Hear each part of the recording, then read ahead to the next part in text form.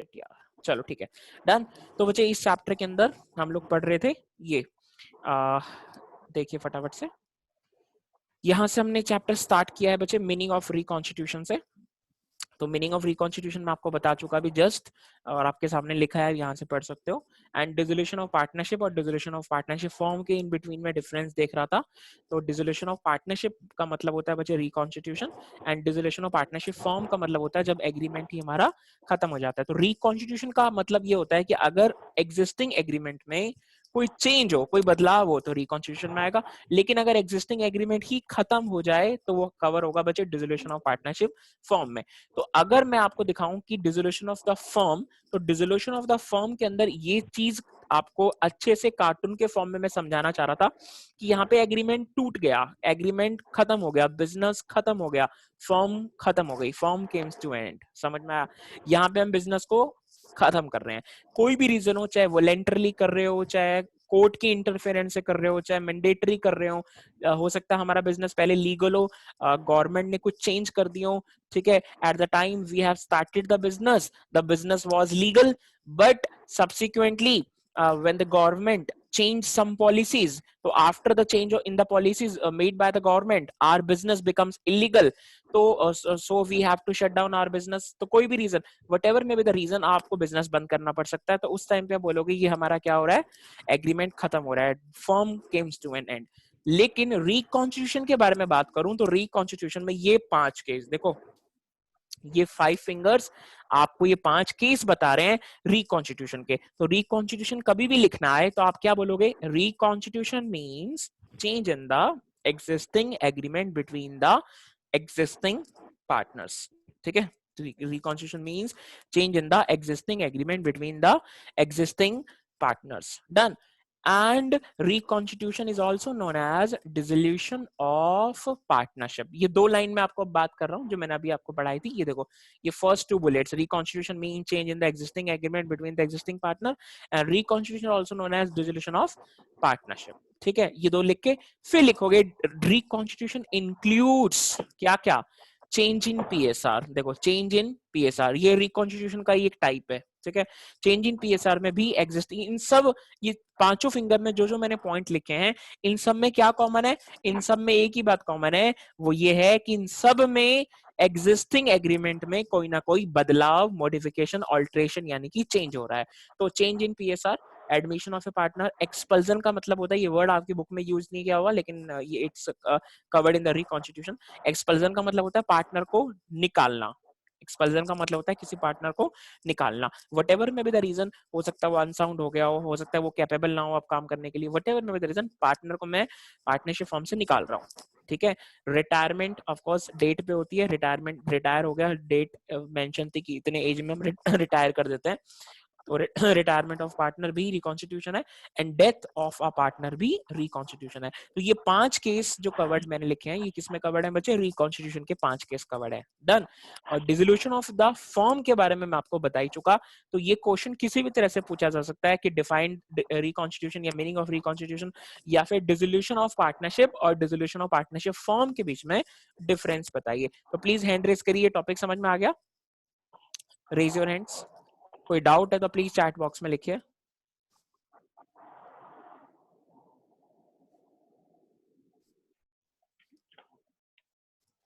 यश बच्चे, नो। आप कह रहे हो कि अगर पार्टनरशिप डिसॉल्व हो गई तो फॉर्म में तो डिसॉल्व हो जाएगी, नहीं बच्चे। पार्टनरशिप का डिसोल्यूशन का मतलब यहाँ पे यह है कि चेंज इन द एग्रीमेंट। समझ में आया? फॉर्म के डिसोल्यूशन से मतलब है कि एग्रीमेंट का खत्म होना। मतलब लिखा ना डिसोल्यूशन ऑफ पार्टनरशिप, तो डिसोल्यूशन ऑफ पार्टनरशिप का मतलब यहाँ पे है एग्रीमेंट का चेंज होना, स्पेसिफिकली यही मतलब है यहाँ पे, एग्रीमेंट का चेंज होना, पार्टनरशिप का चेंज होना। Dissolution of a partnership means partnership agreement का चेंज होना, लेकिन dissolution of partnership form means agreement का डिसॉल्व होना, एग्रीमेंट का खत्म होना, बिजनेस का खत्म होना। तो dissolution of a partnership not equals to dissolution of a partnership firm। ठीक है, and it is very favorite question of CBSE, many times 1 to 2 marks के अंदर ये क्वेश्चन कई बार CBSE दे चुकी है आपको। ठीक है, तो यश डाइजेस्ट करो, कई बातें होती है जो डाइजेस्ट करनी होती है। डन। तो dissolution of a partnership is not equals to dissolution of a partnership firm, जैसा कहा है जैसा आपने सुना है बिल्कुल ठीक सुना है, बस जैसा सुना है आपने वैसा ही उसको यकीन करिए ना। कोई टॉपिक मैंने बताया, कोई वर्ड में प्रॉब्लम है तो वो पूछिए ना। तो ऑलमोस्ट सब बच्चों के बच्चे हैंड रेज हुए हैं।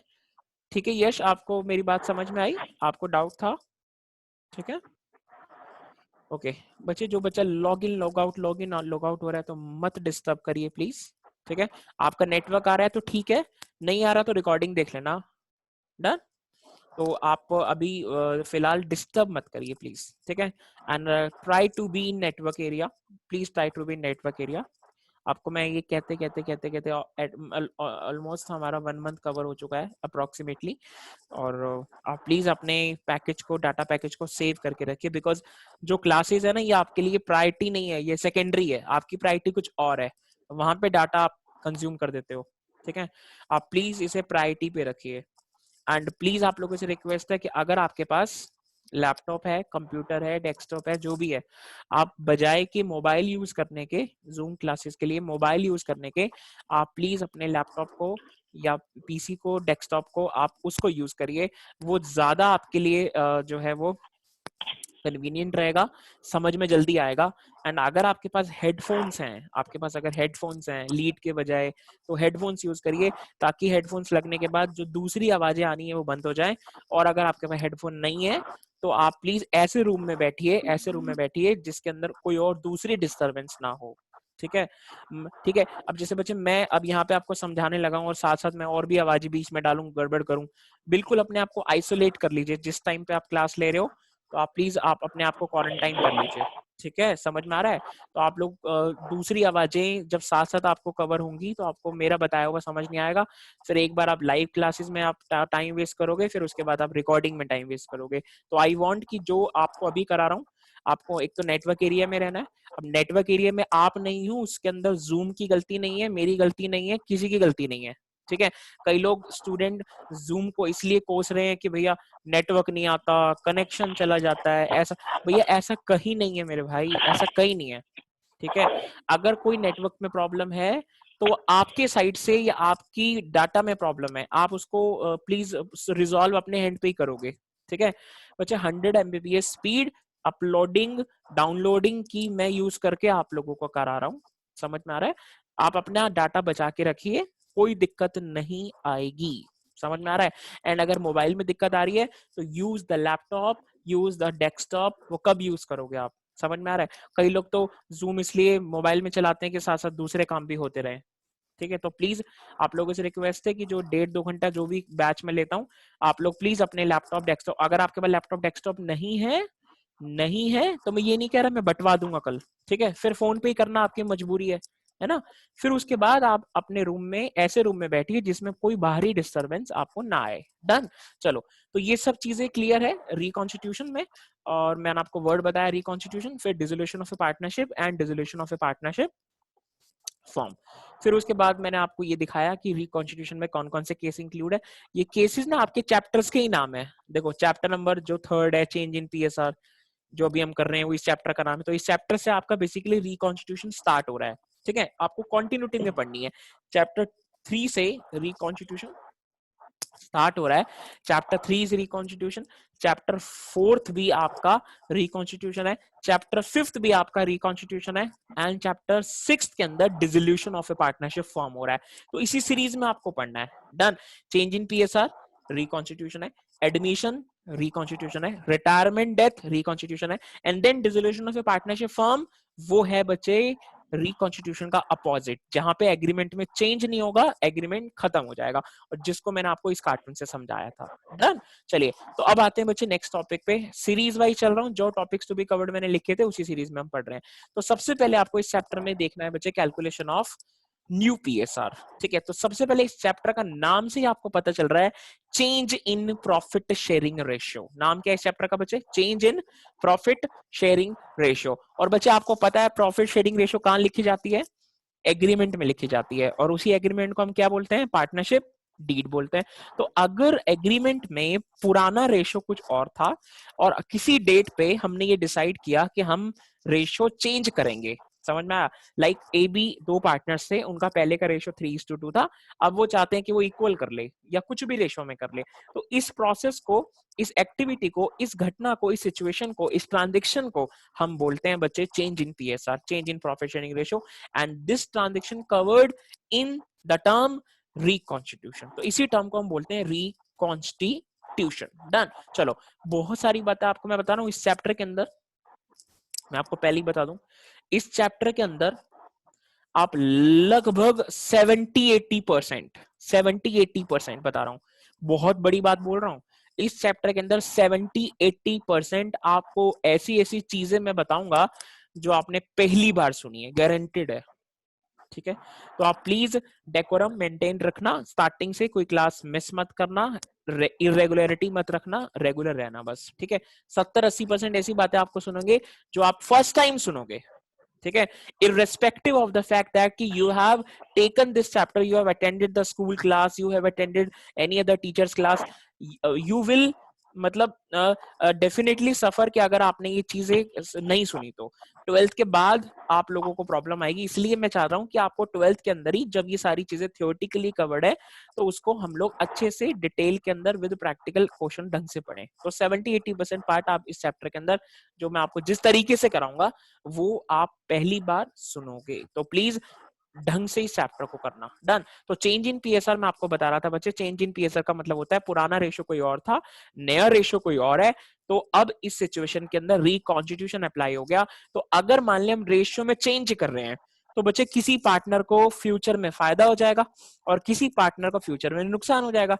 तो अगर मान ले किसी पार्टनर को फायदा हो गया तो उसको बोलेंगे वो सैक्रिफाइस कर रहा है। ठीक है, और अगर किसी पार्टनर को फायदा हो गया तो हम बोलेंगे बच्चे वो गेन कर रहा है। ठीक है, तो इसी को बोलते हैं sacrificing and gaining. Done.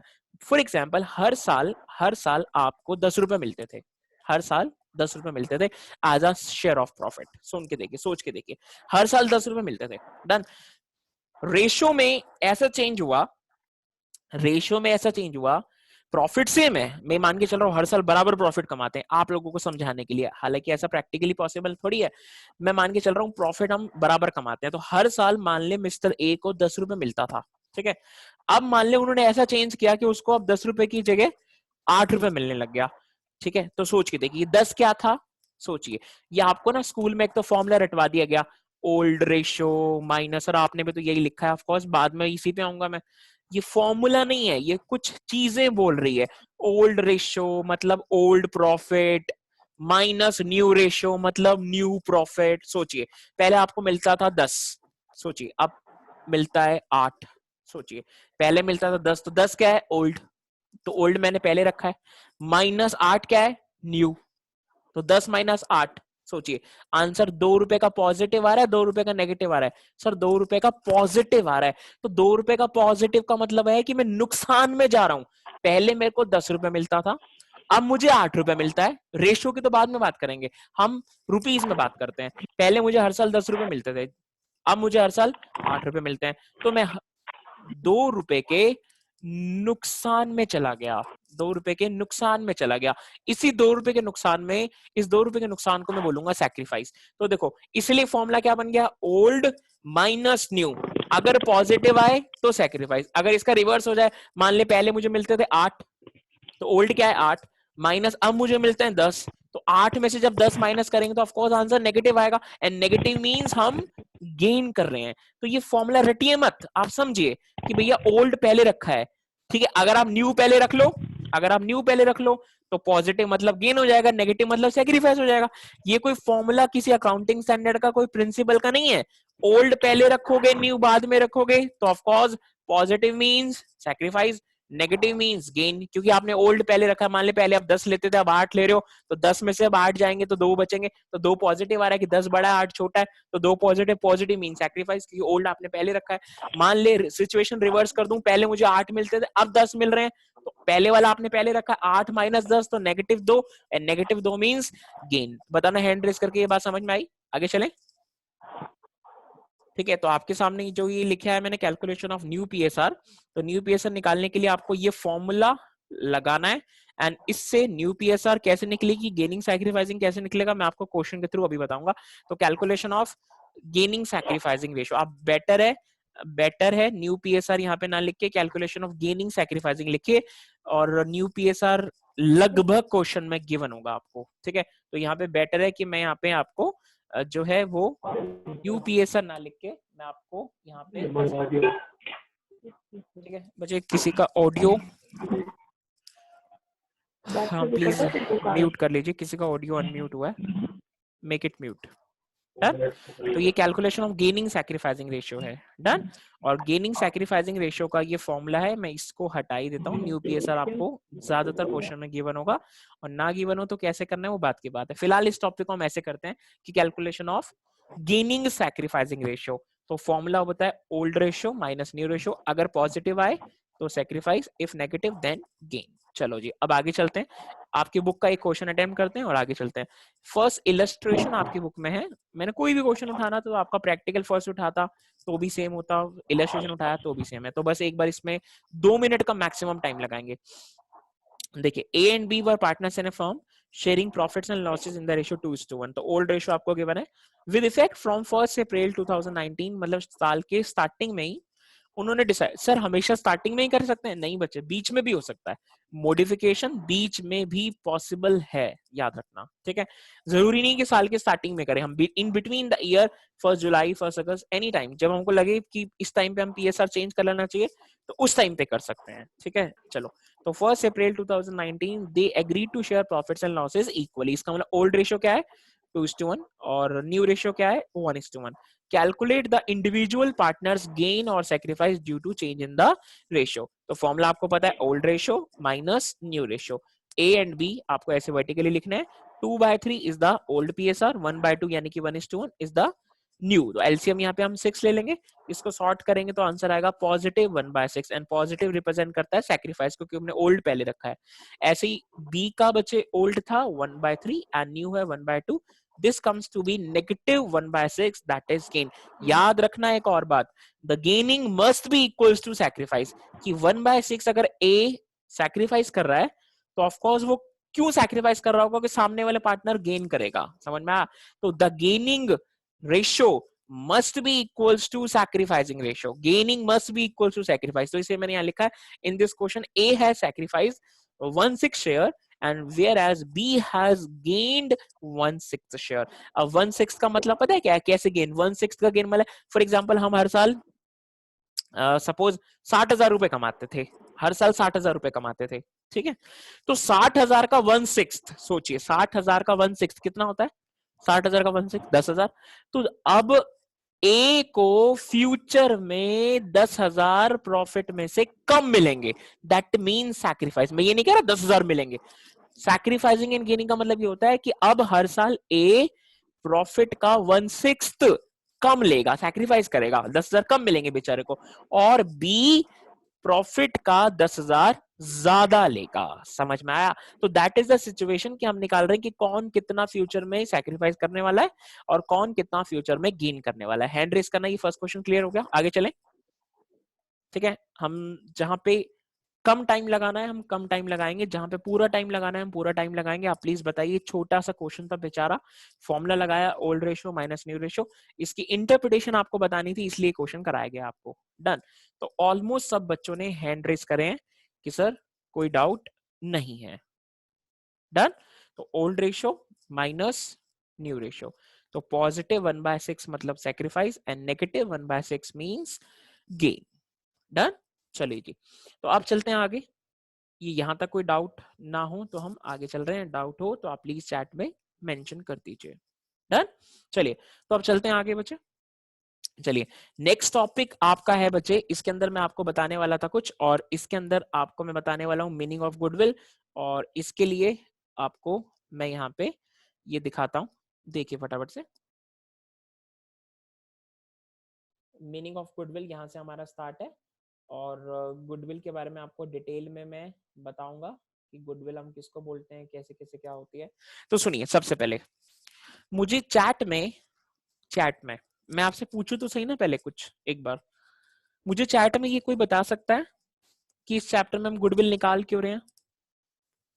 Reply में इन चैट, हो सकता है कई बच्चों ने चैप्टर कंप्लीट कर लिया हो, कई बच्चे बहुत फास्ट चल रहे हैं क्योंकि उनका स्कूल फास्ट चल रहा है, कोई बच्चा चैट में मुझे ये बात बता सकता है कि इस चैप्टर में हम गुडविल, जबरदस्ती गुडविल कहाँ से आ गई, पैदा हो गई क्या?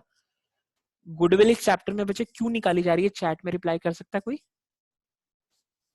कोई भी, जो भी उसको ठीक लगता हो, जो भी उसने स्कूल से सुना हो, या मतलब बताओ, एनी आंसर, एनी गेसेस बताइए। इस चैप्टर में हम गुडविल क्यों निकालने लग गए? जबरदस्ती गुडविल पैदा हो गई, फिर जबरदस्ती आपने फॉर्मूले भी रट डाले, average profit, super profit, capitalisation method, ये वो क्वेश्चन क्वेश्चन कर दिए सर हमने, आंसर भी निकाल दिए। कभी किसी ने ये पूछा?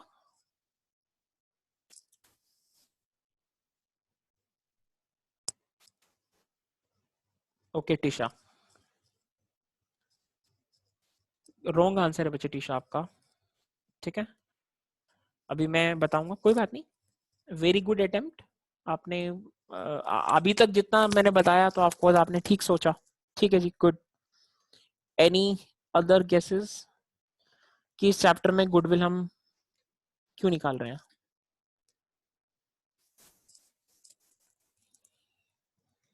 ठीक है, वैसे मैं आपको टीशा का आंसर शेयर कर देता हूं कि टीशा ने क्या कहा है। टीशा ने ये कहा है कि क्योंकि इस चैप्टर में प्रॉफिट शेयरिंग रेशियो चेंज हो रहा है, क्योंकि प्रॉफिट शेयरिंग रेशियो चेंज हो रहा है, इस वजह से उसका इफेक्ट गुडविल पे आएगा, गुडविल पे भी इफेक्ट आएगा पार्टनर्स की, ठीक है। तो बच्चे आंसर इज कि प्रॉफिट शेयरिंग रेशियो का चेंज होने से, प्रॉफिट शेयरिंग रेशियो के चेंज होने से गुडविल पे इफेक्ट आता है। ये बात 100% करेक्ट है, ये बात 100% करेक्ट है, गुडविल पे इफेक्ट आता है, ठीक है। बट गुडविल मैं यहाँ पे वैल्यू कर रहा हूँ, गुडविल इस चैप्टर में आपको वैल्यू करनी है एवरेज प्रॉफिट मेथड से, सुपर प्रॉफिट मेथड से, कैपिटलाइजेशन मेथड से। तो बच्चे गुडविल पे इफेक्ट आया टीशा, पेटेंट पे, कॉपीराइट पे, ट्रेडमार्क, ये भी तो सारी इंटेंजिबल एसेट होती हैं। गुडविल, पेटेंट, कॉपीराइट, ट्रेडमार्क, ये भी तो सारी इंटेंजिबल एसेट होती है। Goodwill is an intangible asset, you agree with me? Patent, copyright, trademark, ये भी तो सारी इंटेंजिबल एसेट होती है। तो इनकी क्यों नहीं हमने वैल्यूएशन करने लग गई? हम लोग यहाँ पे इन सब की वैल्यूएशन भी करने चाहिए, ठीक है जी। अच्छा जी, टीशा के बाद आंसर आया है मनीष का, पता नहीं क्या लिखा भाई, प्रॉफिट का लिया, प्रॉफिट का लिया भाई, का लिया, बिहार होके आए हो का आप मनीष जी? हाँ, यश का फिर आंसर आया बच्चे, सर फॉर्म की रेपुटेशन मेजर करने के लिए मार्केट में। तो क्यों कर रहे हैं रेपुटेशन मेजर भाई? फर्स्ट चैप्टर में क्यों नहीं करी थी? जबरदस्ती किसी भी टाइम पे मन करेगा मेजर करने लग जाएंगे? चलो, हाँ जी। टीशा कह रही है फिक्टिशियस है गुडविल, अच्छा जी। 11th क्लास में आपको कहा था कि गुडविल फिक्टिशियस है, बहुत बढ़िया बच्चे, बहुत ही बढ़िया। It can be sold during selling of the whole empire. अच्छा टीशा बच्चा, आप बैठे नहीं हो ना सामने अभी, वरना आगे वाले दो ताड़ आपके बच्चे हाथ में होते, ये वाले दो दांत, ठीक है। फिक्टिशियस एसेट नहीं है goodwill Trisha, goodwill is an intangible asset, not fictitious. Fictitious assets are those assets which is neither tangible nor intangible, no future benefit can be received and it can never be sold. That asset is a fictitious asset, like P&L का debit balance, advertisement expenditure, जिसको आपने fictitious पढ़ा था। Goodwill is not the fictitious asset. Goodwill का benefit होता है, fictitious का कोई benefit नहीं होता, ठीक है Trisha. Goodwill is an intangible asset, not fictitious। हाँ हाँ, यश बच्चे कोई बात नहीं, आप जिम ज्वाइन करो, थोड़ा एनर्जी वहां लगेगी आपकी। कुछ भी लिख रहा है मेरे भाई। हाँ वीरेश सर, गुडविल अच्छी होगी तो कस्टमर बढ़ेंगे और पैसे आएंगे। बहुत ही बढ़िया भैया, बहुत ही बढ़िया आंसर। आपका आंसर तो बच्चे बहुत ही बढ़िया है, बट मेरे क्वेश्चन का आंसर नहीं दिया आपने। जबरदस्ती खुद ही क्वेश्चन बना रहे हो और खुद ही आंसर दे रहे हो। हाँ ये बात मैं मानता हूँ, गुडविल अच्छी होगी तो कस्टमर बढ़ेंगे और पैसे भी आएंगे, बट भाई इस चैप्टर में याद आई क्या गुडविल की? मैं ये पूछ रहा हूँ, इस चैप्टर में गुडविल वैल्यू क्यों कर रहे हैं भाई, क्यों कर रहे हैं, ये पूछ रहा हूं मैं, ठीक है। आप कह रहे हो कि गुडविल अच्छी होगी तो कस्टमर बढ़ेंगे, पैसे आएंगे, बिल्कुल आएंगे भैया, मैं मना नहीं कर रहा, गुडविल अच्छी होगी तो कस्टमर आएंगे, पैसे आएंगे, बट इस चैप्टर में ही पैसे आएंगे क्या? बाकी चैप्टर में पैसे नहीं आएंगे क्या? इस चैप्टर में गुडविल को क्यों वैल्यू करना पड़ रहा, दैट इज माय क्वेश्चन। हाँ जी बच्चे, स्नेहा, लक्षिता, नितिका, दीक्षा, श्रुति, ये चैप्टर आप लोगों ने शायद स्कूल में कर लिया ना कवर, बताइए ना प्लीज। टीशा आपको समझ में आ गया जो मैं बोला आपको? ठीक है, फिक्टिशियस नहीं होती गुडविल, इंटेंजिबल होती है।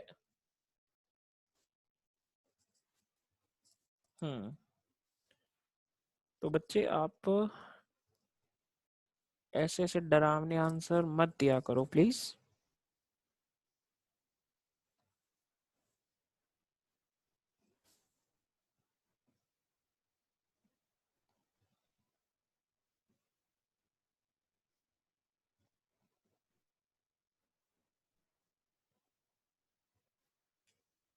हाँ ऑफ कोर्स रोहन, मैं बता रहा हूँ आपका, एक्चुअली मैं मतलब एक बार अगर किसी ने बताया हो तो ऑफ कोर्स मैं वेरीफाई करना चाह रहा था। ठीक है तो मैं बता दूं भैया, ठीक है जी, तो मैं बता देता हूँ, सुन लीजिए। सबसे पहले तो गुडविल क्यों वैल्यू होती है मैं अभी बताता हूँ। आप पहले एक बार गुडविल का मीनिंग पढ़ लीजिए, आपको पता होगा, ये जबरदस्ती आपकी बुक में गिवन था, जबरदस्ती क्या क्वेश्चन भी इसके आते हैं। तो गुडविल का मतलब जो आपको पता ही है, मैं भी पढ़ लीजिए, फिर मैं इसका रीजन भी बता रहा हूँ कि इस चैप्टर में गुडविल हम क्यों वैल्यू करने लग गए। That is the most important thing. मैंने कहा था ना 70-80% आप यहाँ पे ऐसी चीजें सुनोगे जो आपको मतलब हो सकता है पहली बार सुनो। डन। तो देखिए, goodwill means the good name of the और the reputation earned by the firm through the hard work honesty of its owners. ठीक है जी, ये आपको लाइन में दिक्कत नहीं आई होगी, इसको आप यहीं से मीनिंग को देख लीजिए। डन, मीनिंग है ये, गुडविल का मतलब बता रहा हूं मैं सिर्फ। डन।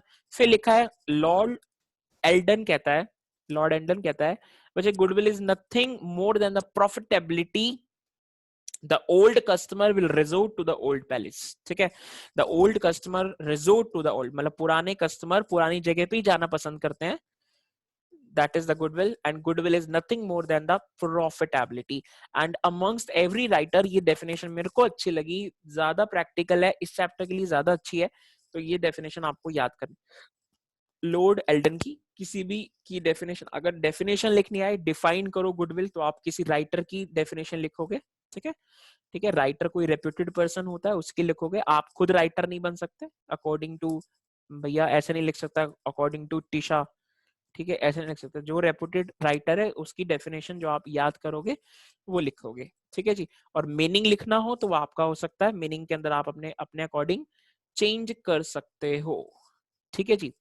हाँ जी, नितिका का आंसर आया, एक बार मैं पढ़ लेता हूँ। वन पार्टनर में gain a share of profit and another may sacrifice, so goodwill may be adjusted. Okay, तो बच्चे गुडविल एडजस्ट तो मैं करूंगा बच्चे, मैं मना नहीं कर रहा कि ऑफ कोर्स इस चैप्टर में चेंज इन पीएसआर हो रहा है, एक पार्टनर सैक्रिफाइस कर रहा है, एक पार्टनर गेन कर रहा है।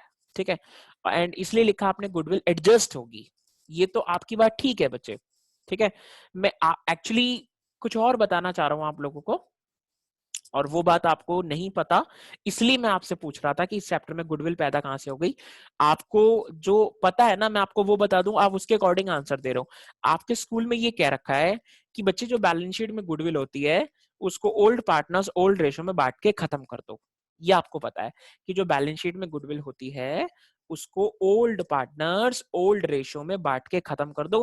तो नितिका जो आपने आंसर दिया ना बच्चे, वो उस गुडविल का दिया है जो बैलेंस शीट के अंदर गिवन होती है। And goodwill has a debit balance, खत्म करने के लिए क्रेडिट, तो एंट्री होती है old partners capital account debit to goodwill in the old ratio. ये आपका आंसर 100% करेक्ट है, बट मैंने आपसे जो पूछा है उसका आंसर आपने अभी भी नहीं दिया। मैंने ये पूछा है कि बच्चे average profit method, super profit method, capitalisation method को, मेथड्स को लगा के गुडविल वैल्यू करने की क्यों जरूरत पड़ गई, तो वो आंसर नहीं है आपका। ठीक है नितिका, आपने जो आंसर दिया है वो आपने दिया है जो बैलेंस शीट के अंदर गुडविल होती है उस गुडविल का आंसर दिया है। डन। चलिए जी, अब हम आगे चलते हैं, हैंड रेस करना फटाफट से, यहां तक कोई डाउट? हम आगे चल रहे हैं बच्चे, कोई बात नहीं, मैं भी बताऊंगा आपको, सब चीज बताऊंगा। जस्ट कंफर्मिंग फ्रॉम यू कि कोई माइंड में आपका अगर कुछ गलत चीज फीड है, I want to rub it and put the correct things. ठीक है, बस इसलिए पूछा था, और ऑफ कोर्स मैं बताऊंगा आपको ये सबका आंसर। डन।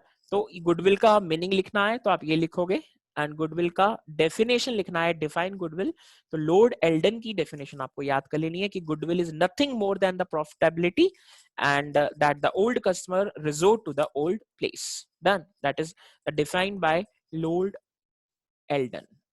ठीक है जी, तो लॉर्ड एल्डन ने डिफाइन किया, तो इसको आप याद कर लीजिए। इसको में कोई वर्ड विद इन्वर्टेड कोमास, आप हमेशा डेफिनेशन को लिख के आते हो विद इन्वर्टेड कोमास। आपका डेफिनेशन में खुद का एक वर्ड भी ऐड नहीं होना चाहिए। मीनिंग पूछा जाए तो आप मीनिंग के अंदर अपने खुद के वर्ड्स ऐड कर सकते हो। डन, चलिए, तो अब बात करते हैं बच्चे आगे की, और साथ साथ जो मैं आपको बताना चाह रहा था वो भी बताऊंगा। तो बच्चे ये स्लाइड आपके लिए सुपर मोस्ट इंपॉर्टेंट है। इस स्लाइड से मैं आपको पूरे इस चैप्टर का ड्राइविंग टूल, ड्राइविंग चार्ट बताने की पूरी कोशिश करूंगा। एंड हमारा आज की क्लास का मैक्सिमम टाइम इस स्लाइड को समझाने में जाएगा। और वो बात भी मैं आपको अभी बताने वाला हूं जो मैं आपसे पूछ रहा था कि इस चैप्टर में गुडविल वैल्यू क्यों हो रही है। ठीक है, इस चैप्टर में गुडविल की अचानक से हमें कैसे याद आ पड़ी। ठीक है, तो करते हैं स्टार्ट। देखिए, सबसे पहले बच्चे टाइप्स ऑफ गुडविल की बात करूं तो दो तरह की टाइप्स होती है, परचेज गुडविल और सेल्फ जनरेटेड गुडविल। एक परचेज गुडविल और एक सेल्फ जनरेटेड गुडविल। ठीक है जी, इन दोनों को समझाने के लिए आप इसका स्क्रीनशॉट ले लीजिए और उसके बाद इसको पढ़िए मत अभी। पहले मैं आपको कुछ बताने वाला हूं, मेरे एग्जाम्पल पे फोकस करना बजाय कि जो इसके अंदर लिखा हुआ है। आपको मेरा एग्जाम्पल अभी जो बताया मैंने वो समझ में आ गया, तो ये जो लिखा हुआ है वो ऑटोमेटिकली समझ में आने लग जाएगा। ठीक है, और मैं आपको रेवाड़ी का प्रैक्टिकल एग्जाम्पल बना के आपसे शेयर करता हूँ, और उसके बाद आपसे पूछता हूँ, फिर उसके बाद ये पढ़ाता हूँ, फिर आप देखना कि आपको समझ आया या नहीं आया। और फिर आपको ये भी बताऊंगा मैं साथ साथ अभी थोड़ी देर बाद कि गुडविल इस चैप्टर में हमको वैल्यू करने की जरूरत क्यों पड़ गई। तो ये सारे सवालों का आंसर आपको थोड़ी ही देर में मिलने वाला है। तो करते हैं स्टार्ट। देखो, मैं आपको प्रैक्टिकल एग्जांपल के साथ बताता हूँ। देखो, फॉर एग्जाम्पल आप सब बच्चे मॉल टाउन घूमते हो। ठीक है, मॉल टाउन हम बॉयज जो हैं वो स्कूटियों पे, बाइकों पे, गाड़ियों पे घूमते हैं। तो मॉल टाउन के अंदर आपने सबने कोई भी शॉप, हम बात करते हैं, चलो बात करते हैं मॉल टाउन में तड़के वाले की। ठीक है, तड़का वाला सबने सुना है, आप लोगों ने उसके चाप, उसकी थाली, उसका वटेवर, बहुत सारी चीजें खाई हुई है। ठीक है जी, तो मैं आपको लाइव एग्जाम्पल लेके दिखाता हूँ, सोचना मेरे साथ साथ सोचना। ठीक है, और मेरे वर्ड्स पे ध्यान देना। आप लोगों से हम्बल रिक्वेस्ट है, जो अब एग्जांपल देने वाला हूं उस पर ध्यान दीजिए। This example will become the driving tool, driving chart, सब कुछ प्लानिंग एंड ऑल। इस चैप्टर का सारा निष्कर्ष, कंक्लूजन इस एग्जांपल में कवर्ड है, तो प्लीज कहीं और ध्यान ना लगाइए। ठीक है, उसके बाद जो ये लिखा हुआ है, लिखे हुए वर्ड्स तो लिखे रह जाते हैं, लेकिन उनको समझना, लाइव तरीके से समझना आप लोगों को वो एक बड़ा टास्क लगेगा। और मैं चाहता हूं कि फर्स्ट शॉट में आपको ये बात समझ में आ जाए। ठीक है, अब मेरी बात जरा सुनना स्टार्ट करिए। वापस से मैं उस एग्जांपल पे आ रहा हूं जो मैं स्टार्ट कर चुका था, कि मॉल टाउन में हम लोग एक शॉप लेते हैं, खाने पीने की शॉप इसलिए ले रहा हूँ थोड़ा सा आप लोगों को अट्रैक्शन लगेगा। तो तड़का वाला आपको ने सबने सुना हुआ है कि मॉल टाउन में एक रेस्टोरेंट, छोटा सा रेस्टोरेंट है, फूड कॉर्नर है तड़का वाला, जिसके पास हम लोग कई बार जाके खा चुके हैं। ठीक है जी, सोच के देखना, मेरे साथ साथ सोचना बस। देखो, अब हुआ क्या, मुझे कहीं से पता चला कि भैया तड़का वाला ना जो है अपना जो बिजनेस है वो बेचना चाहता है। तड़का वाला अपना बिजनेस बेचना चाहता है। डन। अब तड़का वाले के सामने एक और जगह थी, उसने उसने बोर्ड लगा रखा था, टू बी लेट आउट। ठीक है भैया, हमें इस प्रीमिसेस को, हमें इस जगह को रेंट पे देना है। और मैं चाहता था, बस मैं सोच ही रहा था कि मैं तड़का वाला जैसा काम खुद का स्टार्ट करूं। बड़ी ही रश होता है वहां पे, बड़ी ही भीड़ लगी रहती है, तो मैं चाहता हूं कि मेरा बिजनेस भी उसके जैसा हो। और बिल्कुल उसके फ्रंट में ही जो है वो घर खाली था और जगह खाली थी, और उन्हें लगा रखा था कि हमें इसको रेंट पे देना है। तो मैं चाह रहा था कि उस बिजनेस को, मतलब उस प्लेस को मैं रेंट पे लेके सेम तड़का वाला जैसा काम खुद का स्टार्ट कर लूं। ठीक है जी, फिर उसके बाद मैं सोच ही रहा था, तो इतने में मुझे कहीं से खबर लीक हुई और पता चली कि सामने वाला जिसका काम मैं खोलना चाह रहा हूँ वो अपना बिजनेस जो है वो बेचना चाह रहा है, वो अपना बिजनेस बेचना चाह रहा है। तो बच्चे, जब भी कोई अपना रनिंग बिजनेस बेचता है तो उसके रनिंग बिजनेस के अंदर दो चीजें होती हैं जो आपको खरीदनी होती है। अब खरीदना वर्ड मैं यूज नहीं कर रहा, एक्वाजिशन वर्ड यूज कर रहा हूं, ठीक है। That is the most appropriate word to be used in this case. तो सामने वाला बिजनेस, जो तड़का वाला बिजनेस है, वो बिकना बेचना वो चाह रहा है। तो मैंने बात करी, वो मोटे अंकल जी खड़े रहते हैं, कोई रिलेशन में तो नहीं ना बेची, किसी दिल पे मत ले लेना, ऐसी फेक एग्जाम्पल बता रहा हूँ। तड़का वाला बिक नहीं रहा, कहीं पहुंच जाए कोई अगले दिन की, अंकल जी वो सर कह रहे थे आप बेच रहे हो का बिजनेस, भैया वो कोई बिजनेस बिक विक नहीं रहा, एग्जाम्पल है। हाँ, चाहे मैं श्री जी का ले लूं, तड़के का ले लूं, किसी का भी ले लूं, ऐसे ही अप्सरा का ले लूं, कहीं का भी ले सकता हूँ मैं, ऐसे ही बस एग्जाम्पल को मान के चलिए, तो दिल पे मत ले जाना बस, ठीक है जी। तो बच्चे तड़का वाले के पास जो मोटे अंकल खड़े रहते हैं, उनके पास हम गए और हमने कहा कि ठीक है जी, हम आपका बिजनेस, हमने सुना आप बेच रहे हो और हम बिजनेस आपका खरीदना चाहते हैं, ठीक है। तो अब जब मैं बिजनेस खरीदने की बात करता हूँ, बिजनेस एक्वायर करने की बात करता हूँ, तो बिजनेस को जब मैं कोई एक्वायर करता हूँ, तो बिजनेस के अंदर दो चीजें होती है एक्वायर करने लायक, बिजनेस की या तो एसेट्स या बिजनेस की लायबिलिटीज, ठीक है। अब ये तो नहीं है कि मैं बिजनेस खरीदना चाहता हूँ तो मोटे अंकल मेरे साथ चले जाएंगे, बिजनेस के मैं खरीद रहा हूँ तो वो भी मेरे साथ आएंगे, परचेज कर लूंगा उनको, नहीं। उस बिजनेस के अंदर क्या चीज है, या तो बिजनेस की एसेट्स है या बिजनेस की लायबिलिटीज है, तो दो चीज मैं एक्वायर करूंगा।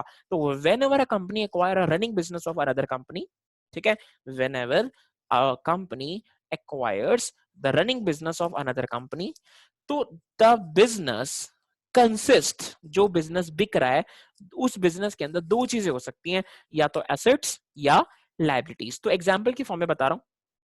फॉर एग्जाम्पल, वो जो अंकल हैं, उन्होंने कहा कि मेरे पास जो एसेट्स हैं, मेरे पास जो एसेट्स हैं, वो एसेट्स जो हैं वो ये आपके सामने पड़ी हैं। तो एक रेस्टोरेंट बिजनेस में क्या एसेट्स हो सकती है भैया, उनका तंदूर, उनके काउंटर्स, उनका फ्रिज, उनकी लाइटें, वो बिजनेस भी जो है वो किराए पे था, सामने वाली जो बिल्डिंग है वो भी किराए पे थी, तो बिल्डिंग की कॉस्ट नहीं जोड़ रहा, मैं मान के चल रहा हूँ वो भी किराए पे है और सामने वाली बिल्डिंग भी किराए पे है, तो मैं land and building as a asset consider नहीं कर रहा।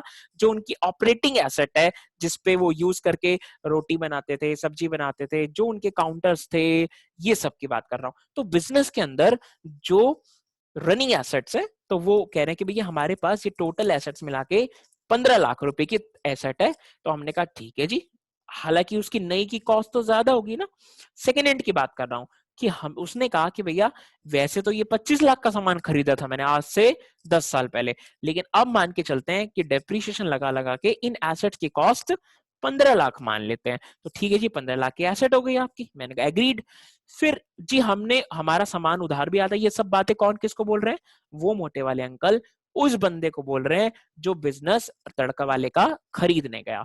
तो हमने कहा कि भैया आपके बिजनेस में कौन कौन सी एसेट है, तो वो सारी एसेट उसने दिखा दी, भैया देखो जी ये फ्रिज है, ये मेरे तंदूर हैं, ये मेरा ये है, ये मेरे काउंटर हैं, ये मेरे ये हैं, ये सब चीज उसने गिनवा दी, ठीक है। तो ये सारी हमारी एसेट्स टोटल मिला के उसने कहा कि भैया 15 लाख रुपए कीमत मैंने लगाई है, आज की डेट में डिप्रेशन लगा के सेकेंड हैंड चीज की कीमत ये 15 लाख में मान के चल रहा हूँ, ठीक है जी।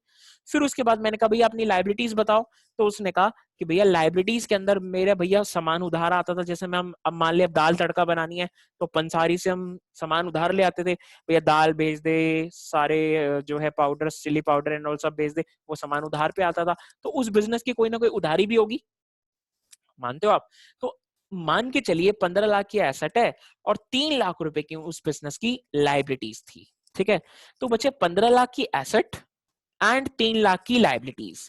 तो अगर मैं पूछूं 15 लाख की एसेट एंड 3 लाख की लाइबिलिटीज है, तो उस बिजनेस की औकात ठीक ठाक क्या आई, औकात मतलब नेटवर्थ, ये वर्ड यूज करना, औकात मतलब नेटवर्थ। नेटवर्थ का फॉर्मूला क्या होता है बच्चे, sundry assets minus sundry liabilities, कि उस बिजनेस के पास एसेट कितने की है 15 लाख की, 3 लाख की लाइबिलिटीज है, तो भैया तेरे बिजनेस की औकात कितने की है 12 लाख की। कैसे निकाला, 15 लाख की तो एसेट मिलेगी और 3 लाख रुपए की लाइबिलिटी तो मैं तेरी एक्वायर कर रहा हूं, क्योंकि वो अब लाइबिलिटी तेरी लाइबिलिटी मेरी बन जाएगी, क्योंकि वो बिजनेस जब मैं तेरा बिजनेस खरीद चुका हूंगा तो वो 3 लाख रुपए वो बंदा पंसारी मुझसे मांगेगा।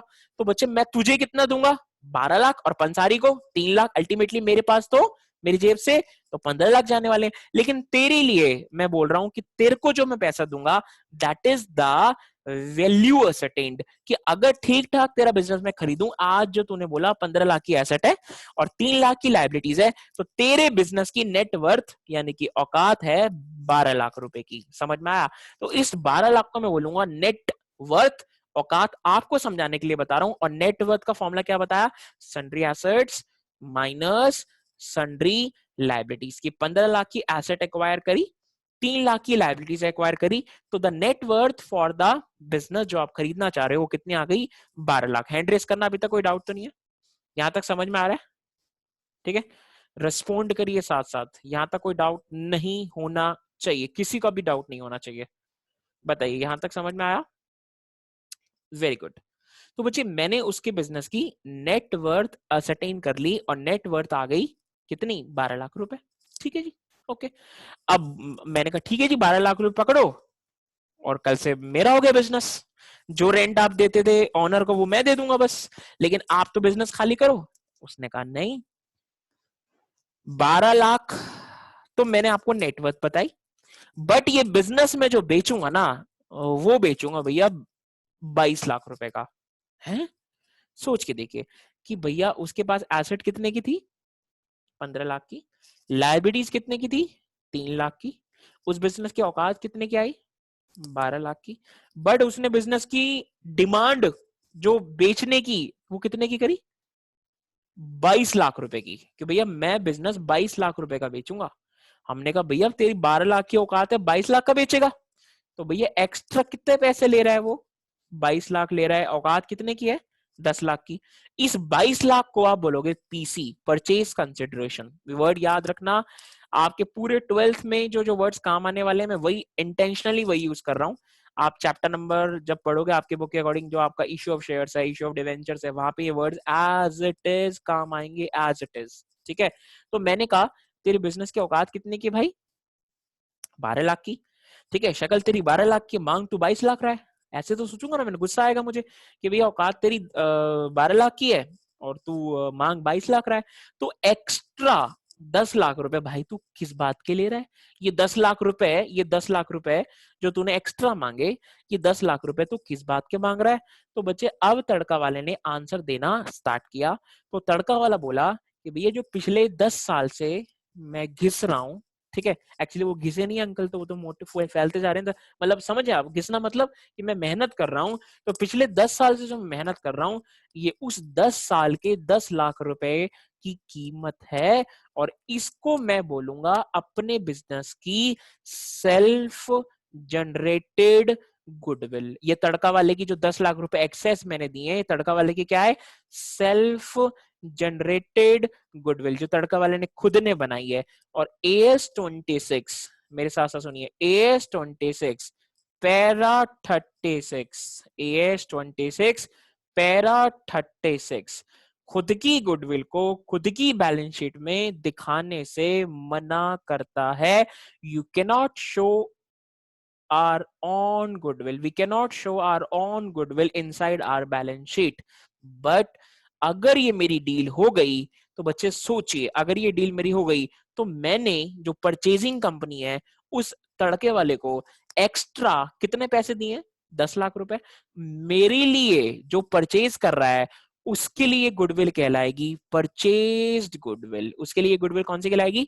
Purchased goodwill. तो द लाइव एग्जाम्पल मैंने जो अभी आपको दिया, ये चीजें आपको समझ में आनी चाहिए। इसका मतलब मैंने जिसने बिजनेस खरीद लिया, मान ले मैंने 22 लाख रुपए दे दिए, तो भैया मैंने तो रोकड़ा दिया है ना, एक्स्ट्रा 10 लाख रुपए दिए भाई को। तो 10 लाख रुपए देने के बाद जो मुझे मिला वो मेरी कौन सी गुडविल कहलाएगी? Purchased goodwill. एंड मैं उस गुडविल को अपनी बैलेंस शीट की एसेट साइड में एज एन इंटेंजिबल एसेट दिखा सकता हूं। तो बैलेंस शीट के अंदर जो गुडविल आपको नजर आती है मेरे भाई, वो परचेज गुडविल होती है। और जो गुडविल आप वैल्यू करोगे by using the average profit method, simple मतलब सुपर प्रॉफिट मेथड में बात की बात है, एवरेज प्रॉफिट जो है, super profit method, capitalisation method, ये जो मेथड है ये गुडविल को वैल्यू करने के हैं। समझ में आया? मींस अभी इन मेथड्स को मैं थोड़ा सा साइड करके इस एग्जांपल पे थोड़ा सा और फोकस करता हूं। तो इसका मतलब जो परचेजिंग कंपनी है, मतलब जो मैं परचेज करने गया, अगर मैंने उसको 22 लाख रुपए दिए, तो मेरी बुक्स में पता मैं क्या एंट्री करूंगा? मेरी ढंग से सुनिए मेरी बात, मेरे जेब से अल्टीमेटली कितने पैसे गए भाई? 22 लाख रुपए। तो मैं अपनी बुक्स में क्या एंट्री करूंगा? ये एंट्री आपके लिए जाननी मोस्ट इंपॉर्टेंट है, सुन लीजिए। मैं क्या एंट्री करूंगा? मेरी बुक्स में बताना एसेट्स कितने की आई, जिसको मैं बोलूंगा सन्ड्री एसेट्स। सन्ड्री एसेट्स का मतलब पता क्या होता है? The mixture of fixed assets and current assets, or you can say the mixture of NCA and CA, non current assets and current assets, called sundry assets. Sundry assets आपने word कई बार सुना होगा, sundry debtor, sundry creditor, ऐसी sundry assets. Sundry asset means the mixture of current and non current assets, और non current assets को हम fix asset बोलते हैं। तो मेरी बुक्स में सन्ड्री एसेट्स कितने क्या है बताना, उसकी सन्ड्री एसेट्स कितने के थे सर? 15 लाख के। याद है मैंने कहा था 15 लाख के उसके पास एसेट है और 3 लाख के उसके पास लाइबिलिटी है। तो मेरी बुक्स में सन्ड्री एसेट्स अकाउंट डेबिट कितने से करूं, मतलब परचेजिंग कंपनी की बुक्स में एंट्री बोलो, सन्ड्री एसेट्स अकाउंट डेबिट कितने से करूं? 15 लाख से। ठीक है। टू सन्ड्री लाइबिलिटीज बोलो, टू सन्ड्री लाइबिलिटीज 3 लाख बोलो, sundry assets account debit 15 lakh. इसे एंट्री प्लीज आप लोग पेन कॉपीज लेके साथ साथ नोट करो ताकि मैं आपको कुछ और बता पाऊं। Sundry assets account debit 15 lakh, to sundry liabilities 3 lakh. ठीक है। Asset debit, liability credit, asset as a debit balance, liability as a credit balance. This is the entry of the acquisition of assets and liabilities by the purchasing company। तो sundry assets account debit 15 lakh, to sundry liabilities 3 lakh. ठीक है जी। Now तड़का वाले ने मेरे से demand कितने की करी? 22 लाख की। तड़के वाले ने डिमांड कितने की करी? 22 लाख रुपए की डिमांड कर ली भाई ने। तो मैंने तड़का वालों को अल्टीमेटली क्रेडिटर बनाना है। तड़के वाले को पैसे कितने देने हैं? 22 लाख। तो एंट्री मॉडिफिकेशन देखना, सन्ड्री एसेट अकाउंट डेबिट लिख रहे हो आप, प्लीज साथ साथ लिखो तभी समझ में आएगा। Sundry asset account debit 15 lakh, to sundry liabilities 3 lakh. ठीक है। टू तड़का वाला नाम है ना उसका, टू तड़का वाला, to Tadka restaurant 22 lakh. Sir Tadka restaurant भी क्रेडिट का? हाँ, उसको मैंने अपना क्रेडिटर बना लिया 22 लाख का। भैया 22 लाख की डिमांड करी थी उसने, एग्री हो गया। तो टू तड़का वाला 22 लाख। एंट्री देखिए आपके सामने मैंने बोला था आपको लिखने के लिए, एंट्री चेक करिए। Sundry asset account debit 15 lakh, to sundry liabilities 3 lakh and to Tadka 22 lakh. Tadka को क्रेडिट करके मैंने उसको अपना क्या बना लिया? क्रेडिटर। उतना पैसा देना है। सर ये एंट्री तो मैच ही नहीं हो रही। हाँ बच्चे मैच कहां से होगी? डिफरेंस आ रहा है और डिफरेंस डेबिट साइड में आ रहा है और डेबिट साइड शॉर्ट आ रही है। क्रेडिट साइड का टोटल लगाया सर, क्रेडिट साइड का टोटल आ रहा है 22 लाख और 3 लाख 25 लाख एंड डेबिट का आ रहा है 15 लाख। तो 10 लाख का जो शॉर्टफॉल है उसके लिए मैं करूंगा डेबिट साइड में goodwill account debit 10 lakh as a balancing figure. Goodwill account debit 10 lakh as a balancing figure. Goodwill account debit 10 lakh as a balancing figure. तो ये गुडविल मैंने डेबिट करी अपने बुक्स में और ये गुडविल मेरी फॉर्म के लिए कहलाई परचेज्ड गुडविल। ये गुडविल मेरी फॉर्म के लिए क्या कहलाई? Purchased goodwill. जब 11th क्लास में बच्चों आप ओपनिंग एंट्री करते थे और टीचर कहता था, आपको लॉलीपॉप पकड़ाता था कि बच्चे डेबिट में डिफरेंस आया तो गुडविल में डाल देना, क्रेडिट में आया तो कैपिटल रिजर्व या कैपिटल में डाल देना। तो बच्चे आपने पूछा नहीं था कि ऐसा हम क्यों करते थे। आज मैंने उस सवाल का बिना पूछे आपको आंसर दे डाला कि ये गुडविल जो मैं डेबिट करता हूं, that goodwill becomes my purchased goodwill.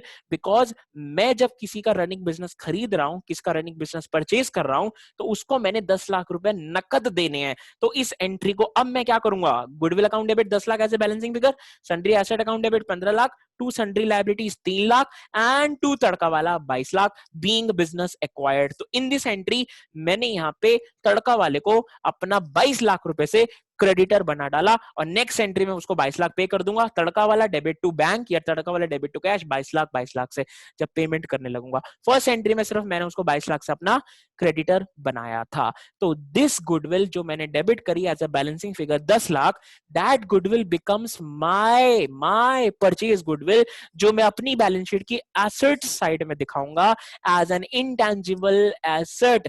But यही 10 लाख रुपए तड़का वाला अपनी बैलेंस शीट में नहीं दिखा पा रहा था क्योंकि सेल्फ जनरेटेड गुडविल खुद की बैलेंस शीट में तड़के वाले को दिखाने से AS 26 पैरा 36 मना करता था कि खुद की गुडविल खुद आप नहीं दिखा सकते जब तक कोई गुडविल के पैसे ना लगाए। तो जो पैसे लगा रहा है उसने आपको रोकड़ा दिया है, consideration in the terms of money दी है, तो वो 10 लाख रुपए वो बंदा अपनी बैलेंस शीट में दिखा सकता है जिसने गुडविल खरीदी है लाइक एनी अदर एसेट। समझ में आया? तो मेरे लिए जो गुडविल खरीद रहा है, जो बिजनेस खरीद रहा है, उसके लिए वो कहलाएगी बच्चे परचेज गुडविल। एंड जो बिजनेस बेच रहा है, तड़का वाला इज द कंपनी जो बिक रही है, तो उसके लिए कहलाएगी बच्चे सेल्फ जनरेटेड गुडविल। और इसी सेल्फ जनरेटेड गुडविल का नाम होता है बच्चे इनहेरेंट गुडविल। Inherent goodwill. और इसी का तीसरा नाम बता रहा हूं बच्चे, इसको बोलते हैं वैल्यूड गुडविल। क्या बोलते हैं? Valued goodwill. तो यहाँ पे मैंने सेल्फ जनरेटेड गुडविल के 3 नाम बताए हैं, एक आपको सेल्फ जनरेटेड गुडविल, दूसरा इनहेरिटेड गुडविल या इनहेरेंट गुडविल, और या फिर वैल्यूड गुडविल। वैल्यूड गुडविल नाम क्यों दिया अभी मैं बताऊंगा आपको। सबसे पहले चैट में जरा मुझे बताइए, डाउट हो तो लिखिए, ना हो तो लिखिए क्लियर है, जल्दी बताइए। Reply me in chat instead of raising the hands, reply me in chat फटाफट से, जल्दी से। ठीक है लक्षिता, ठीक है वंश, ठीक है टिशा, ठीक है Shruti done, Saurabh done, Himanshi done, ठीक है, ओके शेरी डन, वीरेश, मनीष, स्नेहा, इशिका, ठीक है, बाकी रिप्लाई मी इन चैट जल्दी से। हाँ जी, यस डन, ठीक है जी। तो ऑलमोस्ट सबका आंसर आया। मानस ने आंसर दिया है, मानस जी क्लियर है आपको? ठीक है विकास डन। तो this is the example I want to discuss with you, जिसके बाद ये चैप्टर आपको बहुत अच्छा लगने लगेगा। अच्छा मतलब आपको लाइव समझ, मतलब प्रैक्टिकल समझ में आने लगा कि भैया चैप्टर में हम जो क्वेश्चन सॉल्व कर रहे हैं, average profit, super profit, capitalisation method, भैया पैदा कहाँ से हो गए। बजाय कि मैं फॉर्मूले रटवा दूं, भैया लो जी इसको इससे मल्टीप्लाई करो, डिवाइड इससे कर लो, आंसर आ जाएगा। तो सबसे पहले आपको ये पता होना चाहिए कि इसमें 2 तरह की गुडविल होती है। और आपको पता है अभी तक मैंने उस बात का आंसर नहीं दिया। मैंने आपसे क्वेश्चन पूछा था इस चैप्टर में गुडविल की याद कैसे आ गई, उसका आंसर नहीं दिया मैंने। क्या तड़का वाला का चेंज इन पीएसआर हो रहा था? सर चेंज इन पीएसआर हो रहा है, तड़का वाला बीच में ले आए। बच्चे तड़का वाला बीच में सिर्फ इसलिए लेके आया हूं ताकि आपको परचेज गुडविल और सेल्फ जनरेटेड गुडविल बता पाऊं। अभी इसका आंसर देना पेंडिंग है कि इस चैप्टर में गुडविल की याद कैसे आ गई, जबरदस्ती कैसे आ गई, गुडविल कहां से इसमें टपक पड़ी इस चैप्टर में। तो इस बात का आंसर मैं भी आपको दूंगा, पेंडिंग है। जो पूछा था वो नहीं बताया, कुछ और बताया, उसके बाद जो पूछा था वो आपको अच्छे से समझ आने लग जाएगा। ठीक है जी। तो ऑलमोस्ट सब बच्चे कह रहे हैं कि क्लियर है। तो अब जरा ये जो परचेज गुडविल और सेल्फ जनरेटेड गुडविल लिखे हैं, इसको पढ़ना मेरे साथ साथ। क्या लिखा भैया परचेज गुडविल के बारे में पढ़ना? लिखा है when a firm purchases running business of another company. आपके माइंड में कुछ कुछ आ रहा है, मीन्स रनिंग बिजनेस ऑफ तड़का वाला, मैं उसको खरीद रहा हूं। तो when a firm purchases running business of another firm and पे मोर देन इट्स औकात। औकात की जगह मैंने क्या लिखा भैया यहाँ पे? औकात थोड़ी लिख सकता हूँ, आपको समझाने के लिए बोला। पे मोर देन इट्स नेटवर्थ। उसकी औकात थी भैया 12 लाख की, तेरी शक्ल 12 लाख की, मान तू 22 लाख रहा है, ऐसे सोच के चलिए, समझ में आएगा आपको। ठीक है, तो नेटवर्थ, तो नेटवर्थ कैसे निकाला? Sundry assets minus sundry liability, 15 lakh minus 3 lakh जो किया था मैंने, वो नेटवर्थ है। And the excess amount paid will be considered as purchase goodwill. समझ में आया? तो जो 10 लाख रुपए मैंने एक्सेस पे करे, उसकी औकात थी 12 लाख की और मैंने पे कर दी 22 लाख, तो मैंने 10 लाख रुपए जो ज्यादा दिए वो मेरे लिए परचेजिंग कंपनी के लिए कहलाएगी परचेज्ड गुडविल। एंड उस परचेज गुडविल को मैं अपनी बैलेंस शीट में दिखा पाऊंगा। ठीक है, और ये पढ़ते हैं जरा self generated goodwill. The excess amount paid by the purchasing company will be considered as self generated goodwill for the Tadka वाला। Selling company is the Tadka वाला इन माय एग्जांपल ना, तो इसलिए मैं साथ साथ कोरिलेट कर रहा हूं। जल्दी से हैंड रेस करके बताइए, चैट में बताइए यार, हैंड रेस मत करिए, बिकॉज पता है क्या है, ये रैना एंड मानस सामने दो नजर आ रहे हैं, इन दोनों के हैंड ऐसे ही हैं 1 घंटे से। ठीक है बच्चे नीचे कर लो। हाँ चलो, क्योंकि हाँ अब रैना ने तो नीचे कर लिया, अब चैट में बता दीजिए। मानस बच्चे आप हो? ठीक है जी, तो ये क्लियर है तो लिखे। ठीक है, डन डन डन। ठीक है, मानस आप हमें सुन पा रहे हो? हाँ जी, ओके डन। ठीक है जी। तो अब ये एग्जाम्पल के साथ आपको पढ़ा दिया मैंने कि ये जो मैंने लिखा हुआ था ये इस तरह से चीजें लिखी हुई, आपको ये सब चीज पता होनी चाहिए। अब जरा आगे लेके चलते हैं। ठीक है जी, तो मैं नाम ले रहा बच्चों के, ऑलमोस्ट सब बच्चों ने मेरे को रिप्लाई किया है। ठीक है, एंड मानस का अभी हाथ ऐसे ही है, लगता है वो अटक गया है, लेकिन नेटवर्क में अटक गया है मतलब। तो मानस जी प्लीज अगर आप सुन पा रहे हो तो हाथ को नीचे कर लीजिए और be in the network area, otherwise फिर recording is the last option for you. चलिए, तो अब जरा मैं कुछ और आपको दिखाना चाहता हूँ, इसका स्क्रीनशॉट आपने ले लिया। अब जरा इस एग्जाम्पल को पढ़िए, आराम से पढ़िए, और मुझे चैट में सिर्फ एक वर्ड लिखना, एक वर्ड लिखना, डन है सर। ठीक है, ठीक है सॉरी, तो 3 वर्ड हो गए, सिर्फ एक वर्ड लिखना डन, डन, एक ही वर्ड लिखना डन। इस एग्जाम्पल को पढ़ना बिकॉज मुझे समझ नहीं आएगा कि जो क्लियर लिखा है ये ऊपर वाला क्लियर था, ये अभी वाला क्लियर था, इसमें टाइम नहीं दिख रहा मुझे। सिर्फ एक वर्ड लिखना डन, आराम से पढ़िए, टेक योर टाइम, 2 मिनट का टाइम है। इस एग्जाम्पल को पढ़िए, आपकी बुक का नहीं है ये, कुछ समझाने के लिए बताया। आप इस एग्जाम्पल को पढ़िए और आंसर देने से पहले मुझे ये बता दीजिए कि इस क्वेश्चन में एक्स लिमिटेड और वाई लिमिटेड कौन सा बिजनेस तड़का वाला है, कौन सा बिजनेस तड़का वाला है।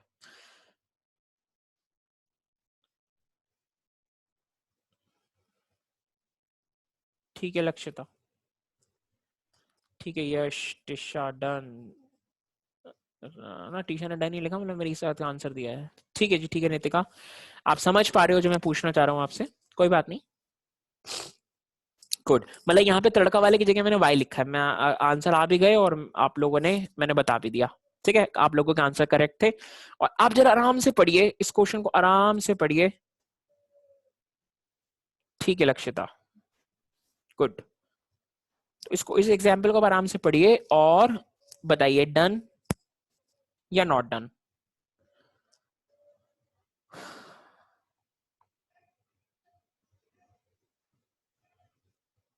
ठीक है, टेक योर टाइम, आप प्लीज पढ़िए इसको, आराम से बताइए, और कोई दिक्कत है तो प्लीज डिस्कस करिए, बट पढ़िए। मैंने ये नहीं कहा रिलैक्स टाइम स्टार्ट हो गया, इसको अच्छे से पढ़िए, बार बार पढ़िए। डन हो गया तब भी पढ़िए, कुछ और समझना हो तो भी पढ़िए। ठीक है, वंश, स्नेहा, लक्षिता, मुस्कान, रहना, डन। ठीक है, करिए, आराम से पढ़िए। हाँ, यश कह रहा सर डन डना डन डन डना डन डन। ठीक है जी, विकास डन, दीक्षा डन। ठीक है जी,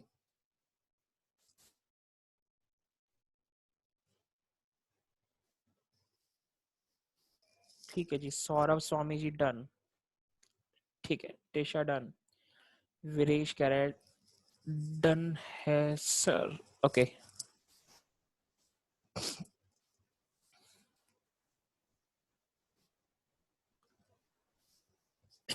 बच्चे मानस आपका हाथ थक जाएगा, प्लीज हाथ नीचे कर लीजिए। सर मैं अटक गया, नेटवर्क नहीं है। ठीक है बच्चे, टाइम पास चल रहा है, आप प्लीज डन लिख दीजिए, मैं आगे चलता हूँ। ठीक है जी, मुस्कान, वीरेश, रोहन डन, गुड। भव्य है क्या आज, भव्य आप हो?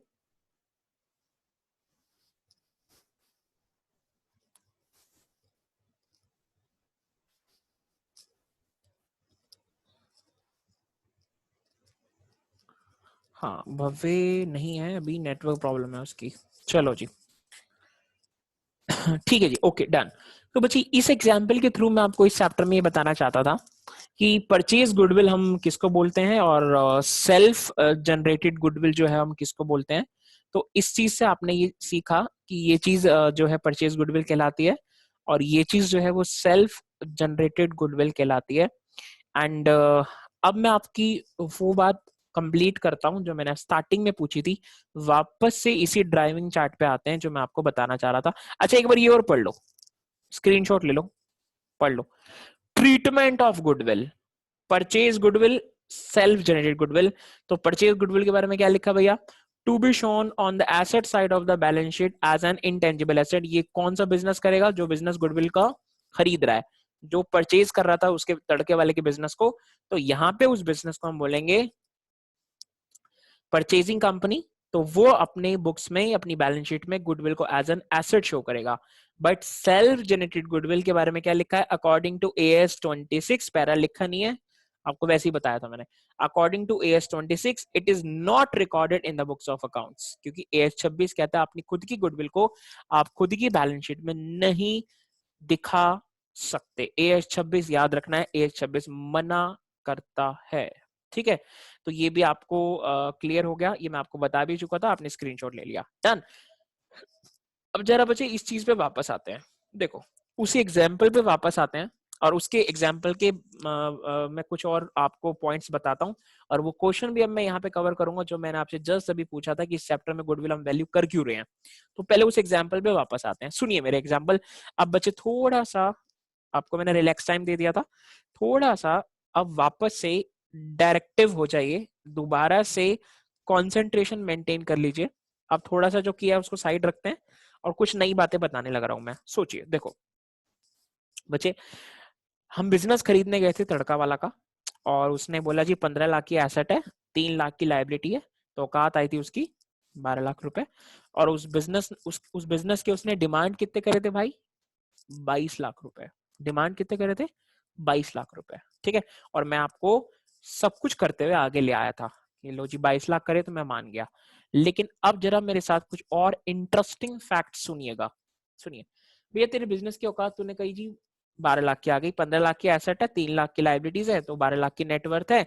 और मांग कितने रहा है पैसे भाई? 22 लाख। कितने एक्सेस मांग रहा है? बोलो जी, कितने एक्सेस मांग रहा है? 10 लाख रुपए। अब जरा मैं बात करता हूं, मान ले तड़का वाले के पास कोई प्रोफेशनल, कोई चार्टेड अकाउंटेंट, कोई वो बंदा जिसको अकाउंटिंग की नॉलेज हो, जिसको फैक्ट्स की नॉलेज हो, वो गया और वो उससे ये पूछने लगे कि भैया मोटे अंकल जी, ठीक है, ये बताइए, ठीक है बच्चे, मेरा उस मोटे अंकल से कोई लेना देना है, प्यार से बोल रहा हूँ, ठीक है, अगर किसी की कोई रिलेशन में है, किसी को कोई मेरी फीलिंग्स, उसकी फीलिंग्स हर्ट हो जाए मेरे वर्ड से, है तो मेरा ऐसा कोई ऑब्जेक्टिव नहीं है। To make the example more favourite interesting for you, तो ये ऐसे ऐसे मैं यूज करता रहूंगा पूरे साल आपके साथ। तो बच्चे, उस मोटे अंकल से अगर हम पूछ लें कि भैया अंकल जी ये बताइए कि जो 10 लाख रुपए आपने ये बोला, जो एक्स्ट्रा पैसे आपने मांगे, और आपसे आप पूछ लें कि 10 लाख रुपए कहाँ से आया, रात के सपने में आया आपको कि 10 लाख एक्स्ट्रा मांग लूं मैं, या फिर किसी ने बताया आपको, ये 10 लाख रुपए कॉपी पेन लेके आपने क्या करा, ये 10 लाख रुपए पैदा कहाँ से हो गया? ठीक है, कोई बता सकता है मेरे को? चलो क्यों पूछता नहीं हूँ, टाइम वेस्ट होगा। चलो ये 10 लाख रुपए मैं उससे पूछ रहा हूँ कि भैया 10 लाख रुपए ये कहाँ से पैदा हो गया? 15 लाख की एसेट है, आपने बताई कि भैया ये दिख रही है मैंने, ठीक है, सेकंड हैंड की आपकी टोटल एसेट की मैंने वैल्यू जोड़ ली। नहीं, आपने बोला, आप बता रहे हो 25-30 लाख की खरीदी थी 10 साल पहले, आप कह रहे हो जी 15 लाख की, मैंने मान ली जी, ठीक है 15 लाख की है, आपकी सेकंड हैंड एसेट है, 10 साल पुरानी है, तो चलो जी 15 लाख की हो गई, कोई बात नहीं। 3 लाख की आपकी लाइबिलिटी है पंसारी के, जो आपने पैसा देना, आप बहुत सारा सामान खरीद के लाते हो और उधारी ले रखी है आपने 3 लाख रुपए की, तो ठीक है जी, ये भी कोई दिक्कत नहीं है, तो 12 लाख हो गए। बट मैं आपको दे रहा हूँ 22 लाख। जो 10 लाख रुपए आप एक्स्ट्रा मांग रहे हो, 10 लाख रुपए एक्स्ट्रा मांग रहे हो, ये 10 लाख रुपए कहाँ से पैदा हो गए? 10 लाख रुपए की कैसे कैलकुलेशन करी आपने? 9 लाख क्यों नहीं मांगे आपने? 10 लाख ही क्यों एक्स्ट्रा मांगे आपने? 11 क्यों नहीं मांगे? 9 क्यों मांगे? 9 क्यों नहीं मांगे? 8 लाख क्यों नहीं मांगे? 10 लाख ही मांगे। तो भैया इस 10 लाख का मुझे एक बार कैलकुलेशन बता दो कि 10 लाख रुपए कैलकुलेट कैसे किया। समझ में आया? तो बच्चे, इस 10 लाख रुपए जो कि आप जिसको बोलते हो सेल्फ जनरेटेड गुडविल, ये पैदा कहां से हो गए? तो बच्चे, ये 10 लाख रुपए वैल्यू करने के ही वो 3 मेथड हैं। समझ में आया? ये लो जी, आपके सामने कुछ और दिखाता हूं, कुछ और दिखाता हूं। ये देखो, ये आपको सुना सुना सा लग रहा है बच्चे, सबको सबको बच्चे सुना सुना लग रहा है ना? किसी को सूना सूना तो नहीं लग रहा ना बच्चे? सुना सुना ही लग रहा है ना? हाँ सर, हमें ये सुने सुने लग रहे हैं, हमें इनको देख के हमें सूना सूना नहीं लग रहा, हमें सुना सुना लग रहा है। ठीक है, तो बच्चे ये 3 मेथड समझ में आए? एवरेज समझ में कहां से आए? अरे मतलब दिखे, average profit, super profit, capitalisation method, ये 3 मेथड हैं। इस 3 मेथड में से कोई भी एक मेथड बताऊंगा जब इस मेथड को कराऊंगा कि कौन सा मेथड किसके लिए सुटेबल है। इन तीनों मेथड में से कोई भी एक मेथड यूज करके तड़का वाला वो 10 लाख रुपए कैलकुलेट कर चुका है। समझ में आया? तो सबसे पहले वो बंदा जिसका बिजनेस बिक रहा है, वो अपने बिजनेस की सेल्फ जनरेटेड गुडविल वैल्यू करता है, इधर बाय एवरेज प्रॉफिट, इधर बाय सुपर प्रॉफिट मेथड, और इधर बाय कैपिटलाइजेशन मेथड। तो these 3 methods are the methods of the valuation of self generated goodwill। Sir goodwill लिखा है यहाँ पे, कौन सी गुडविल है भाई? सेल्फ जनरेटेड गुडविल को वैल्यू करने के ये 3 मेथड्स होते हैं। तो तड़का वाला 10 लाख रुपए कहां से ले आया? तो रिप्लाई में अंकल जी क्या दे रहे हैं? बड़ा ही स्ट्रॉन्गेस्ट रिप्लाई कि भैया इन तीनों मेथड्स में से, या तो बोलेंगे हमने एवरेज प्रॉफिट लगाया, या सुपर प्रॉफिट लगाया है और या कैपिटलाइजेशन लगाया है, तो उन्होंने मेथड लगाया, मतलब जो ये मेथड है किसकी बुक्स में लगता है, उसकी बुक्स में लगता है जो कंपनी बिक रही है। और उसके बाद वो आंसर निकालते हैं 10 लाख, और वो 10 लाख रुपए अल्टीमेटली पे कौन करता है, परचेजिंग कंपनी। और परचेजिंग कंपनी के लिए वो कौन सी गुडविल बन जाती है, परचेज गुडविल। तो परचेजिंग कंपनी ये मेथड्स नहीं लगाती, परचेजिंग कंपनी मेथड्स लगवाती है, किसको बोल के, सेलिंग कंपनी को। तो सेलर जो तड़का वाले अंकल हैं वो ये कह रहे हैं भैया 10 लाख रुपए मैंने रात को सपने में थोड़ी आए थे, 10 लाख रुपए एक्स्ट्रा मांग लेता हूँ, 20 लाख रुपए ऐसे थोड़ी मांग लेगा, 10 करोड़ मांग लेता ना, 100 करोड़ मांग लेता, दे देता कोई इसको नहीं। तो बच्चे इसके बिहाइंड अगेन, बच्चे इसके बिहाइंड अगेन कोई मुनीम बैठा होगा, चार्टेड अकाउंटेंट बैठा होगा, जिसने ये कैलकुलेशन करके दी होगी। तो उसने बोला भैया आप 10 लाख रुपए एक्स्ट्रा मांग लो, आप डिजर्व करते हो। डिजर्व मतलब आपकी बुक्स, आपके पिछले पास्ट प्रॉफिट्स, आपके लॉयल्टी, आपकी ये चीजें, आपकी वो चीजें बता रही हैं कि 10 लाख रुपए आपका हक है आपकी खुद की सेल्फ जनरेटेड गुडविल मांगने का। खुद की गुडविल अगर कोई पूछे ना, बच्चे ईगो हर्ट हो जाती है बंदों की। गुडविल बता, 50 करोड़ की गुडविल है मेरी, दे देगा कोई तेरे को 50 करोड़? समझ में आ रहा है? तो यहाँ पे फैक्ट्स के आधारित पे, फैक्ट्स के बेस पे हम लोग अपने अकाउंट्स के बेस पे, पिछले 10 साल के प्रॉफिट्स के बेस पे हम लोग जो है वो सेलिंग कंपनी को, चार्टेड अकाउंटेंट्स जो कंपनी सेक्रेटरीज हैं या जो हमारे ऑथराइज वैल्यूअर हैं, तो उसकी गुडविल को इन तीनों मेथड को यूज करके वैल्यू करके देखते हैं। तो वो कहेगा कि भैया देख औकात मेरी 12 लाख की है, लूंगा 22 लाख। कैसे? 12 लाख तो भैया ये, 15 लाख माइनस 3, और 10 लाख रुपए ले रहा हूं एक्स्ट्रा अपनी वैल्यूड गुडविल के। तो ये 10 लाख रुपए कहां से आए? तो फिर मैं उसको अपना परफॉर्मा पकड़ाऊंगा, देख भाई मैंने एवरेज प्रॉफिट मेथड यूज किया है, मेरे सीए ने, मेरे को थोड़ी पता था क्या होता है, मेरे सुपर प्रॉफिट मेथड यूज किया है या क्या। तो उन्होंने बताया कि इन तीनों में से ये वाला मेथड लगा और ये वाला मेथड मैंने लगाया, और मेरी वर्किंग नोट्स कह रहे हैं, मेरे बुक्स कह रही है, मेरे अकाउंट्स कह रहे हैं कि 10 लाख रुपए मुझे अपनी खुद की गुडविल के मांग लेनी चाहिए, ये मैं डिजर्व करता हूँ। चैट में बताना कुछ बातें समझ में आई जो बताना चाह रहा था मैं आपको, चैट में बताना, रिप्लाई मी इन चैट। ये बातें समझ में आई जो अभी बता रहा हूं मैं? ठीक है, ये आपको पता होनी चाहिए, नहीं बताई गई। ठीक है, you should know these facts, your accounts will be, मतलब छोड़ो यार मैं क्या बोलूं, छोड़ो, सब है बढ़िया है, सब मोह माया है, आपको पता होना चाहिए बात, बस मान के चलिए, डन। ठीक है, श्रुति, स्नेहा, मुस्कान, वंश, रैना, डन, गुड। तो बच्चे ये बातें आपको मैं इसलिए बता रहा हूं, आपको पता होना चाहिए कि ये जो मेथड्स हैं, ये जो मेथड्स हैं किस बुक्स में, किस फॉर्म की बुक्स में लगा रहे हैं, जो फॉर्म बिक रही है। वो अंकल जी ने, वो तड़का अंकल वाले अंकल ने ये मेथड्स लगाए हैं और 10 लाख रुपए कैलकुलेट करके दिखाया है मुझे कि 10 लाख रुपए मैंने इस मेथड को यूज करके कैलकुलेट किया है। समझ में आया? अब आ जाते हैं बच्चे उस टॉपिक पे, अब आ जाते हैं उस टॉपिक पे जो मैंने आपसे पूछा था और आप ऊल झलूल आंसर दे रहे थे। तो वो क्वेश्चन मैं आपसे दोबारा पूछता हूं, वो क्वेश्चन मैं आपसे दोबारा पूछता हूं, और वो क्वेश्चन ये है कि भैया इस चैप्टर में भी ये मेथड लगा रहे हैं हम, इस चैप्टर में ये मेथड लगा रहे हैं ना, चेंज इन पीएसआर में आपने लगा डाले होंगे एवरेज प्रॉफिट, सुपर प्रॉफिट क्या। तो भैया इस चैप्टर में ये मेथड क्यों लग रहा है? ये मेथड तो उनकी बुक्स में लगना चाहिए जिसका फर्म का बिजनेस बिक रहा है। तो यहाँ पे भैया कौन सा बिजनेस बिक रहा है इस चैप्टर में? चैप्टर नंबर 3 नाम है बच्चे चेंज इन पीएसआर। इस चैप्टर में आपने ये तीनों मेथड लगाए हैं ना मेरे भाई, एवरेज प्रॉफिट, सुपर प्रॉफिट। तो क्यों लगा दिए? तड़का वाला थे क्या आप? तड़का वाला तो बिजनेस बेच रहा था, उसने 10 लाख रुपए को निकालने के लिए मेथड लगाए। इस चैप्टर में कौन सा बिजनेस बिक रहा है मेरे भाई? इस चैप्टर के अंदर क्यों गुडविल की वैल्यूएशन करने की जरूरत पड़ गई? दैट इज द क्वेश्चन मैं आपसे पूछना चाह रहा था, जो आप आंसर गड़बड़ दे रहे थे। तो इसलिए मैंने आपको पहले ये सारी चीजें क्लियर करी, उसके बाद उसी क्वेश्चन पे खड़ा हो गया कि भैया ये जो मेथड्स आपके सामने मैं कराऊंगा आपको, ऑफ कोर्स ये मेथड आपको करने हैं, इस चैप्टर में क्यों करने हैं? ये तड़का वाला जो कॉन्सेप्ट है इस चैप्टर में क्यों लग गया? क्या यहाँ पे किसी का बिजनेस बिक रहा है इस चैप्टर में? Answer is no, answer is no, business नहीं बिक रहा, एक्चुअली में कोई बिजनेस नहीं बिक रहा। अब मेरे इसका आंसर सुनिए कि इन दिस चैप्टर, ठीक है, और पहली बात तो आपको ये मैं बता चुका कि ये जो मेथड्स हैं, ये मेथड्स कौन सी गुडविल को निकालने के लिए हैं? बताना, चैट में बताना, ये मेथड कौन सी गुडविल को निकालने के लिए, परचेज गुडविल को या सेल्फ जनरेटेड गुडविल को? चैट में रिप्लाई करना।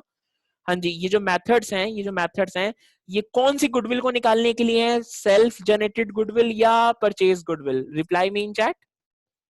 ये मेथड ठीक है नितिका? ऑफ कोर्स ठीक है स्नेहा, ठीक है of course these are the methods. Lakshita answer is गलत। क्या बोल रहे हो आप? ये मेथड किसकी निकालने के लिए है? लक्षिता का आंसर आपने परचेज लिखा मैम। परचेज गुडविल निकालने के कोई मेथड नहीं होते। जो सेल्फ जनरेटेड गुडविल निकली है वो जो खरीदता है तो वो परचेज बन जाती है। ठीक है वंश, ठीक है हिमांशी, ठीक है आपका, ईशिका ठीक है, मुस्कान ठीक है, रहना ठीक है। Of course these are the methods for the valuation of self generated goodwill. Purchase goodwill निकालने के कोई मेथड नहीं बने। जो कंपनी बिक रही है उसने इन तीनों को निकालने के लिए 10 लाख रुपए निकालने के लिए तड़का वाले ने इन तीनों मेथड में से कोई एक मेथड यूज करा होगा और गुडविल निकाली होगी अपनी, और उसके मैंने पैसे दिए होंगे। तो वो जो मैंने पैसे दिए वो मेरी परचेज गुडविल बन गई, हालांकि मैंने परचेज गुडविल के लिए कोई मेथड नहीं लगाए थे। These are the methods used for the calculation of self generated goodwill by the company in the books of the company whose business will be going to be sold out। समझ में आया? जिसका business बिकने वाला है वो business अपनी books में जो मेथड्स लगाएगा तो ऑफ कोर्स वो कौन से गुडविल निकालने की कोशिश कर रहा है? अपनी खुद की सेल्फ जनरेटेड गुडविल। समझ में आया? अब जरा इस चैप्टर की बात करते हैं जो मैं बताना चाह रहा था। अब वो वही सवाल आपके सामने दोबारा खड़ा हो गया कि भैया इस चैप्टर में ये मेथड हम क्यों लगा रहे हैं? क्या इस चैप्टर में कोई बिजनेस बिक रहा है क्या? तो आंसर अब मैं साफ सुथरा दे रहा हूं आपको, सुनने की कोशिश करिए, समझने की कोशिश करिए। ठीक है ऑफ कोर्स सुनिए बच्चे, इस चैप्टर में रिकॉन्स्टिट्यूशन हो रहा है। इस चैप्टर में क्या हो रहा है? रिकॉन्स्टिट्यूशन हो रहा है। जो बात आपकी बुक में गिवन नहीं है, जो बात आपको टीचर ने नहीं बताई, जो बात आपने टीचर से नहीं पूछी, वो बात आपको बताने जा रहा हूं, सुन लीजिए। ठीक है, ये बातें मैं आपको इसलिए बोलता हूँ, ये टोंट मैं बाकी टीचर्स पे बुक्स पे इसलिए कसता हूँ क्योंकि आपकी मुझे अटेंशन चाहिए बस। ठीक है I am not saying I am the best teacher in the world, I am the best teacher और तो उल्लू है सारे, नहीं बचे, ऐसा मैंने नहीं कहा है। ठीक है, ये सिर्फ आपके अटेंशन को सीख करने के लिए ये बातें बोलता हूं ताकि ये बात सुन के हो सकता है आप अटेंटिव हो जाओ।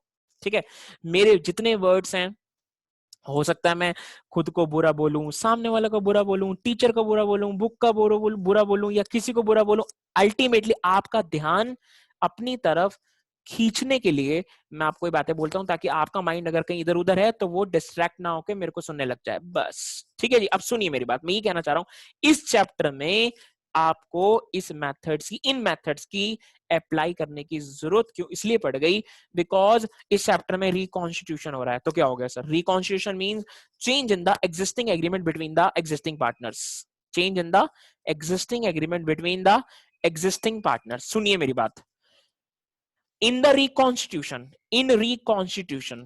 सुन लीजिए ढंग से, इन reconstitution it has been hypothetically assumed that in reconstitution it has been hypothetically not actually, hypothetically मतलब होता है virtually।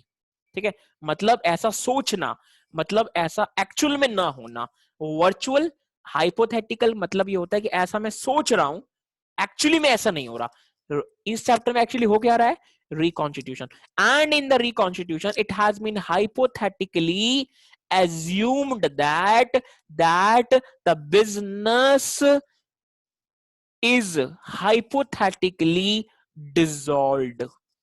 है बच्चे, ये बात वो बात है जो 12th के बाद अब ग्रेजुएशन में जब टीचर आपसे पूछेंगे और फिर आपको आंसर देंगे, फिर आपके माइंड में यही होगा, आपका मुंह खुला रहेगा, है ये तो नहीं पढ़ाई हमारे 12th के टीचर ने, ये तो बताया ही नहीं था।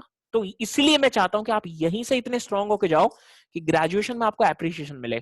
ठीक है, रिकॉन्स्टिट्यूशन में ये मान लिया जाता है कि मेरी फर्म का बिजनेस हाइपोथेटिकली डिसॉल्व हो रहा है बिकॉज सुनिए, at the moment you have change your PSR. मैं रिकॉन्स्टिट्यूशन जब भी बोलूंगा तो खाली चेंज इन पीएसआर मत मान के चलिए। तो आप जब भी रिकॉन्स्टिट्यूशन बोलोगे आपका माइंड में पता है क्या क्या आना चाहिए? आपके माइंड में देखो ये सब आना चाहिए, ये सब आना चाहिए।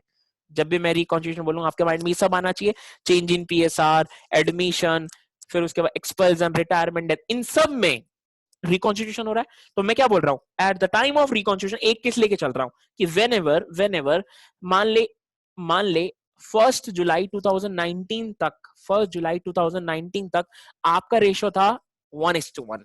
1 जुलाई 2019 तक आपका रेशो क्या था, 1:1। 1 जुलाई से आपने सोचा कि भैया मैं इस 1:1 को 3:2 कर लूं, तो 1 जुलाई को रिकॉन्स्टिट्यूशन हो गया एंड 1 जुलाई को ये मान लिया गया कि यहां तक का बिजनेस मेरा खत्म हो गया है हाइपोथेटिकली, हालांकि एक्चुअली में बिजनेस खत्म नहीं हुआ। For the accounting purposes, it has been assumed that at the time of reconstitution it has been hypothetically assumed that कि मेरा बिजनेस बंद हो गया। Our business is hypothetically dissolved at the moment when the partner admits, at the moment when the partner retires, at the moment when any partner admitted or any partner died, any partner retired, any partner admitted, or the existing partner changed their profit sharing ratio. All these are the points of the reconstitution, and in the reconstitution it has been assumed that our business is hypothetically dissolve, कि the moment, जिस moment पे हमने reconstitution करा, मान ले 1 जुलाई को हमने reconstitution किया, तो उस दिन तक हम ये मान के चलेंगे यहां तक मेरा बिजनेस बंद हो गया। एंड डिसल्यूशन मतलब बिजनेस का बंद होना, एंड बंद होना मतलब बिजनेस का बिकना, एंड बिकना मतलब हम तड़का वाले बन गए। समझ में आया? बिकना मतलब हम तड़का वाले बन गए।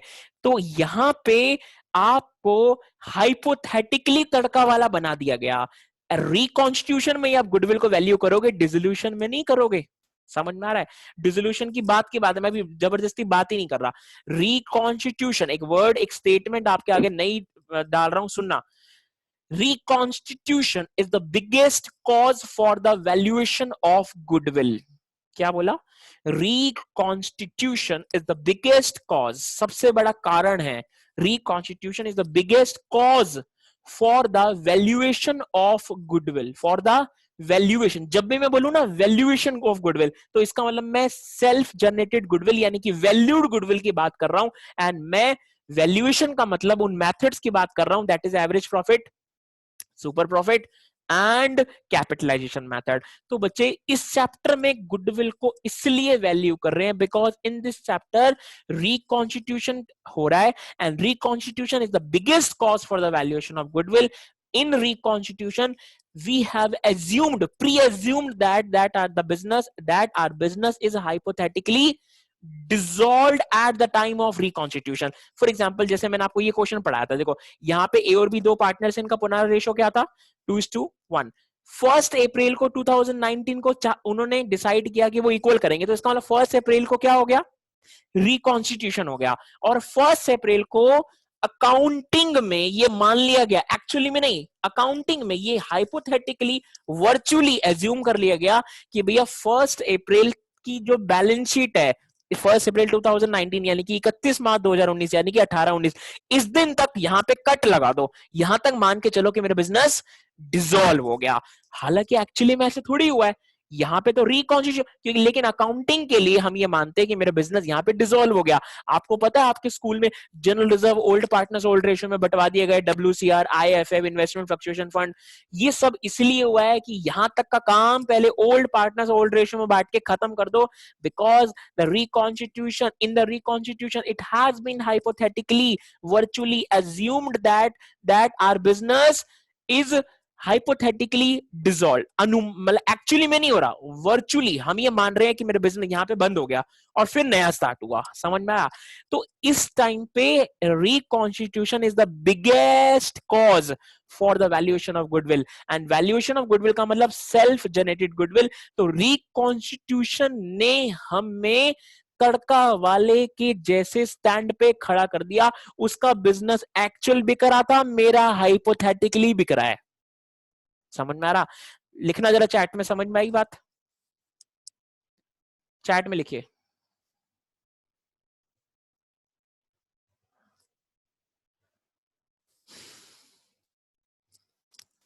ठीक है जी। लक्षिता, स्नेहा, वीरेश, रोहन, मुस्कान, वंश, हिमांशी, गुड, मनीष, विकास। नितिका मैं आपका क्वेश्चन पढ़ रहा हूँ। हाँ जी, लिखा है नितिका ने क्वेश्चन लिखा है बच्चे, sir then it's valued goodwill will be shown where? Nowhere. Valued goodwill कहीं नहीं दिखा सकते हम। वैल्यूड गुडविल को निकालने का कोज है रिकॉन्स्टिट्यूशन। ट्रीटमेंट नहीं बताया मैंने अभी नितिका। मैंने ये कहा है कि why we are going to value the goodwill in this chapter. The answer is reconstitution. Reconstitution the biggest for the valuation of goodwill, because in reconstitution it has been hypothetically assumed that our business is shut down, बंद हो रहा है। And now value करने के बाद उसको treat कहां करेंगे वो मैंने नहीं बताया। मैं भी बताऊंगा परचेज गुडविल का ट्रीटमेंट क्या होता है, सेल्फ जनरेटेड गुडविल का ट्रीटमेंट क्या होता है। ट्रीटमेंट की मैंने बात ही नहीं करी। आप जो पूछ रहे हो कि हम वैल्यूड गुडविल को कहां दिखाएंगे, नो वेयर, कहीं नहीं दिखाएंगे, उसको ट्रीट करेंगे। मैं बताऊंगा कैसे करेंगे। बैलेंस शीट में तो कहीं नहीं दिखाएंगे। आप अपनी खुद की गुडविल को बैलेंस शीट में कभी नहीं दिखा सकते। तड़का वाले ने जो 10 लाख रुपए गुडविल वैल्यू करी थी उसने अपनी बैलेंस शीट में नहीं दिखाई थी। आप अपनी खुद की गुडविल को बैलेंस शीट में नहीं दिखा सकते। तो these are the methods for the valuation of self generated goodwill. And self generated goodwill को खुद की बैलेंस शीट में आप नहीं दिखा सकते। AS 26 मना कर रहा है। तो इसलिए यहाँ पे आपने पूछा है कि उस वैल्यू गुडविल को कहां दिखाएंगे, कहीं नहीं दिखाएंगे, उनको ट्रीट करेंगे। ट्रीट करेंगे, उसकी एक एंट्री पास करेंगे बच्चे, gaining partners capital account debit to sacrificing, बाद में बताऊंगा। बाद में बताऊंगा। हम वैल्यू की एंट्री पास करेंगे, गेनिंग टू सैक, बाद में बताऊंगा। हम इसको कहीं आपने पूछा कहां दिखाएंगे, बैलेंस शीट में नहीं दिखाएंगे। बैलेंस शीट में वैल्यूड गुडविल को गुडविल के नाम से कभी नहीं दिखाया जाता। मेरा जब एक्चुअल में बिजनेस बिकता है तो जो बंदा बिजनेस खरीद रहा है उसके लिए वो परचेज गुडविल बन जाएगी, तो वो अपनी बैलेंस शीट में दिखाएगा, मैं नहीं दिखाऊंगा। सर जो हम इस चैप्टर में बैलेंस शीट में गुडविल दिखाते हैं वो कौन सी गुडविल होती है? वो गुडविल होती है वो जिसके मैंने पैसे दे रखे होंगे। जो मैंने किसी का बिजनेस खरीदा होगा तो उस टाइम मैंने उसको पैसे दिए होंगे, तो मेरी बुक्स में जो बैलेंस शीट के अंदर गुडविल आ रही है वो मेरी परचेज गुडविल है। और जो मैं वैल्यू कर रहा हूं इस चैप्टर में वो मेरी वैल्यूड गुडविल है, यानी कि सेल्फ जनरेटेड गुडविल है। तो सर इस चैप्टर में गुडविल वैल्यू क्यों कर रहे हो? इसलिए कर रहे हो क्योंकि इस चैप्टर में रिकॉन्स्टिट्यूशन हो रहा है, and reconstitution is the biggest cause for the valuation of goodwill. And reconstitution के अंदर ये मान लिया जाता है, प्रिज्यूम कर लिया जाता है, एक्चुअली में नहीं, वर्चुअली हाइपोथेटिकली बिजनेस को बंद कर दिया जाता है अकाउंटिंग पर्पस से। एंड बिजनेस का बंद होना मतलब बिजनेस का सेल होना, एंड बिजनेस का सेल होना मींस कि वो जो गुडविल तड़का वाले ने वैल्यू करी थी एक्चुअल जब उसका बिजनेस बिक रहा था, मेरे यहाँ बिजनेस एक्चुअल नहीं बिक रहा, मेरा बिजनेस हाइपोथेटिकली यहाँ पे वर्चुअली बिक रहा है बस। बट आप ये बोलोगे after the valuation of the self generated goodwill where this goodwill is to be shown, तो आंसर इज नो वेयर। आप उसको दिखा ही नहीं सकते ना। AS 26 कहता है खुद की गुडविल को आप नहीं दिखाते। सर फिर वैल्यू क्यों कर रहे हो? रिकॉन्स्टिट्यूशन की वजह से। ठीक है, अब बताओ समझ में आई नीति का बात? डन। चलिए, तो यहां तक आपको बातें बच्चे क्लियर होनी चाहिए जो मैंने आपको बताया। एंड टुडेज लेक्चर आपके लिए most most super most important lecture है।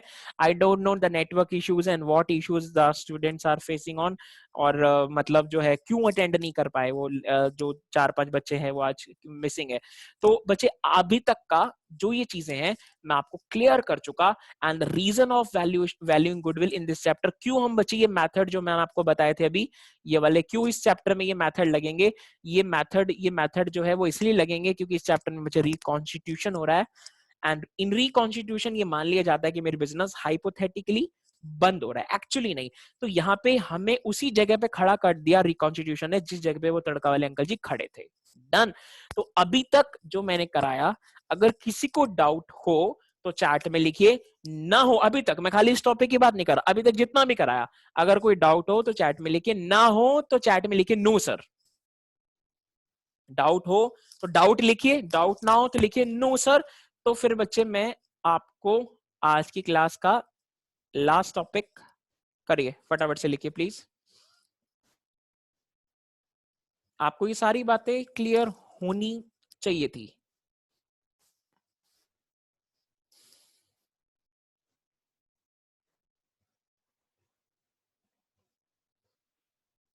ठीक है, लिखिए लिखिए। यश, स्नेहा, मनीष, वीरेश, लक्षिता लिखा है सबने, और श्रुति ने लिखा था पहले, कई बच्चों ने लिखा, हिमांशी मेंशन करिए बच्चे, कोई बात नहीं। ठीक है Nitika, no doubt sir till now. Okay जी नितिका, कोई बात नहीं। आपको कोई भी डाउट आए फ्यूचर में भी इस चैप्टर से रिलेटेड, आज तक कोई डाउट आए आप प्लीज कॉल पे मैसेज पे ले लेना। कोई भी बच्चे को कोई भी डाउट है आप ले लेना। ठीक है जी, तो अभी तक हमें कोई डाउट नहीं है। ठीक है जी, तो बच्चे ठीक है, तो आज के क्लास का मैं जो है वो लेक्चर यहीं स्टॉप कर रहा हूँ। कल की क्लास में मैं आपको इसी को कैरी ऑन करूंगा आगे।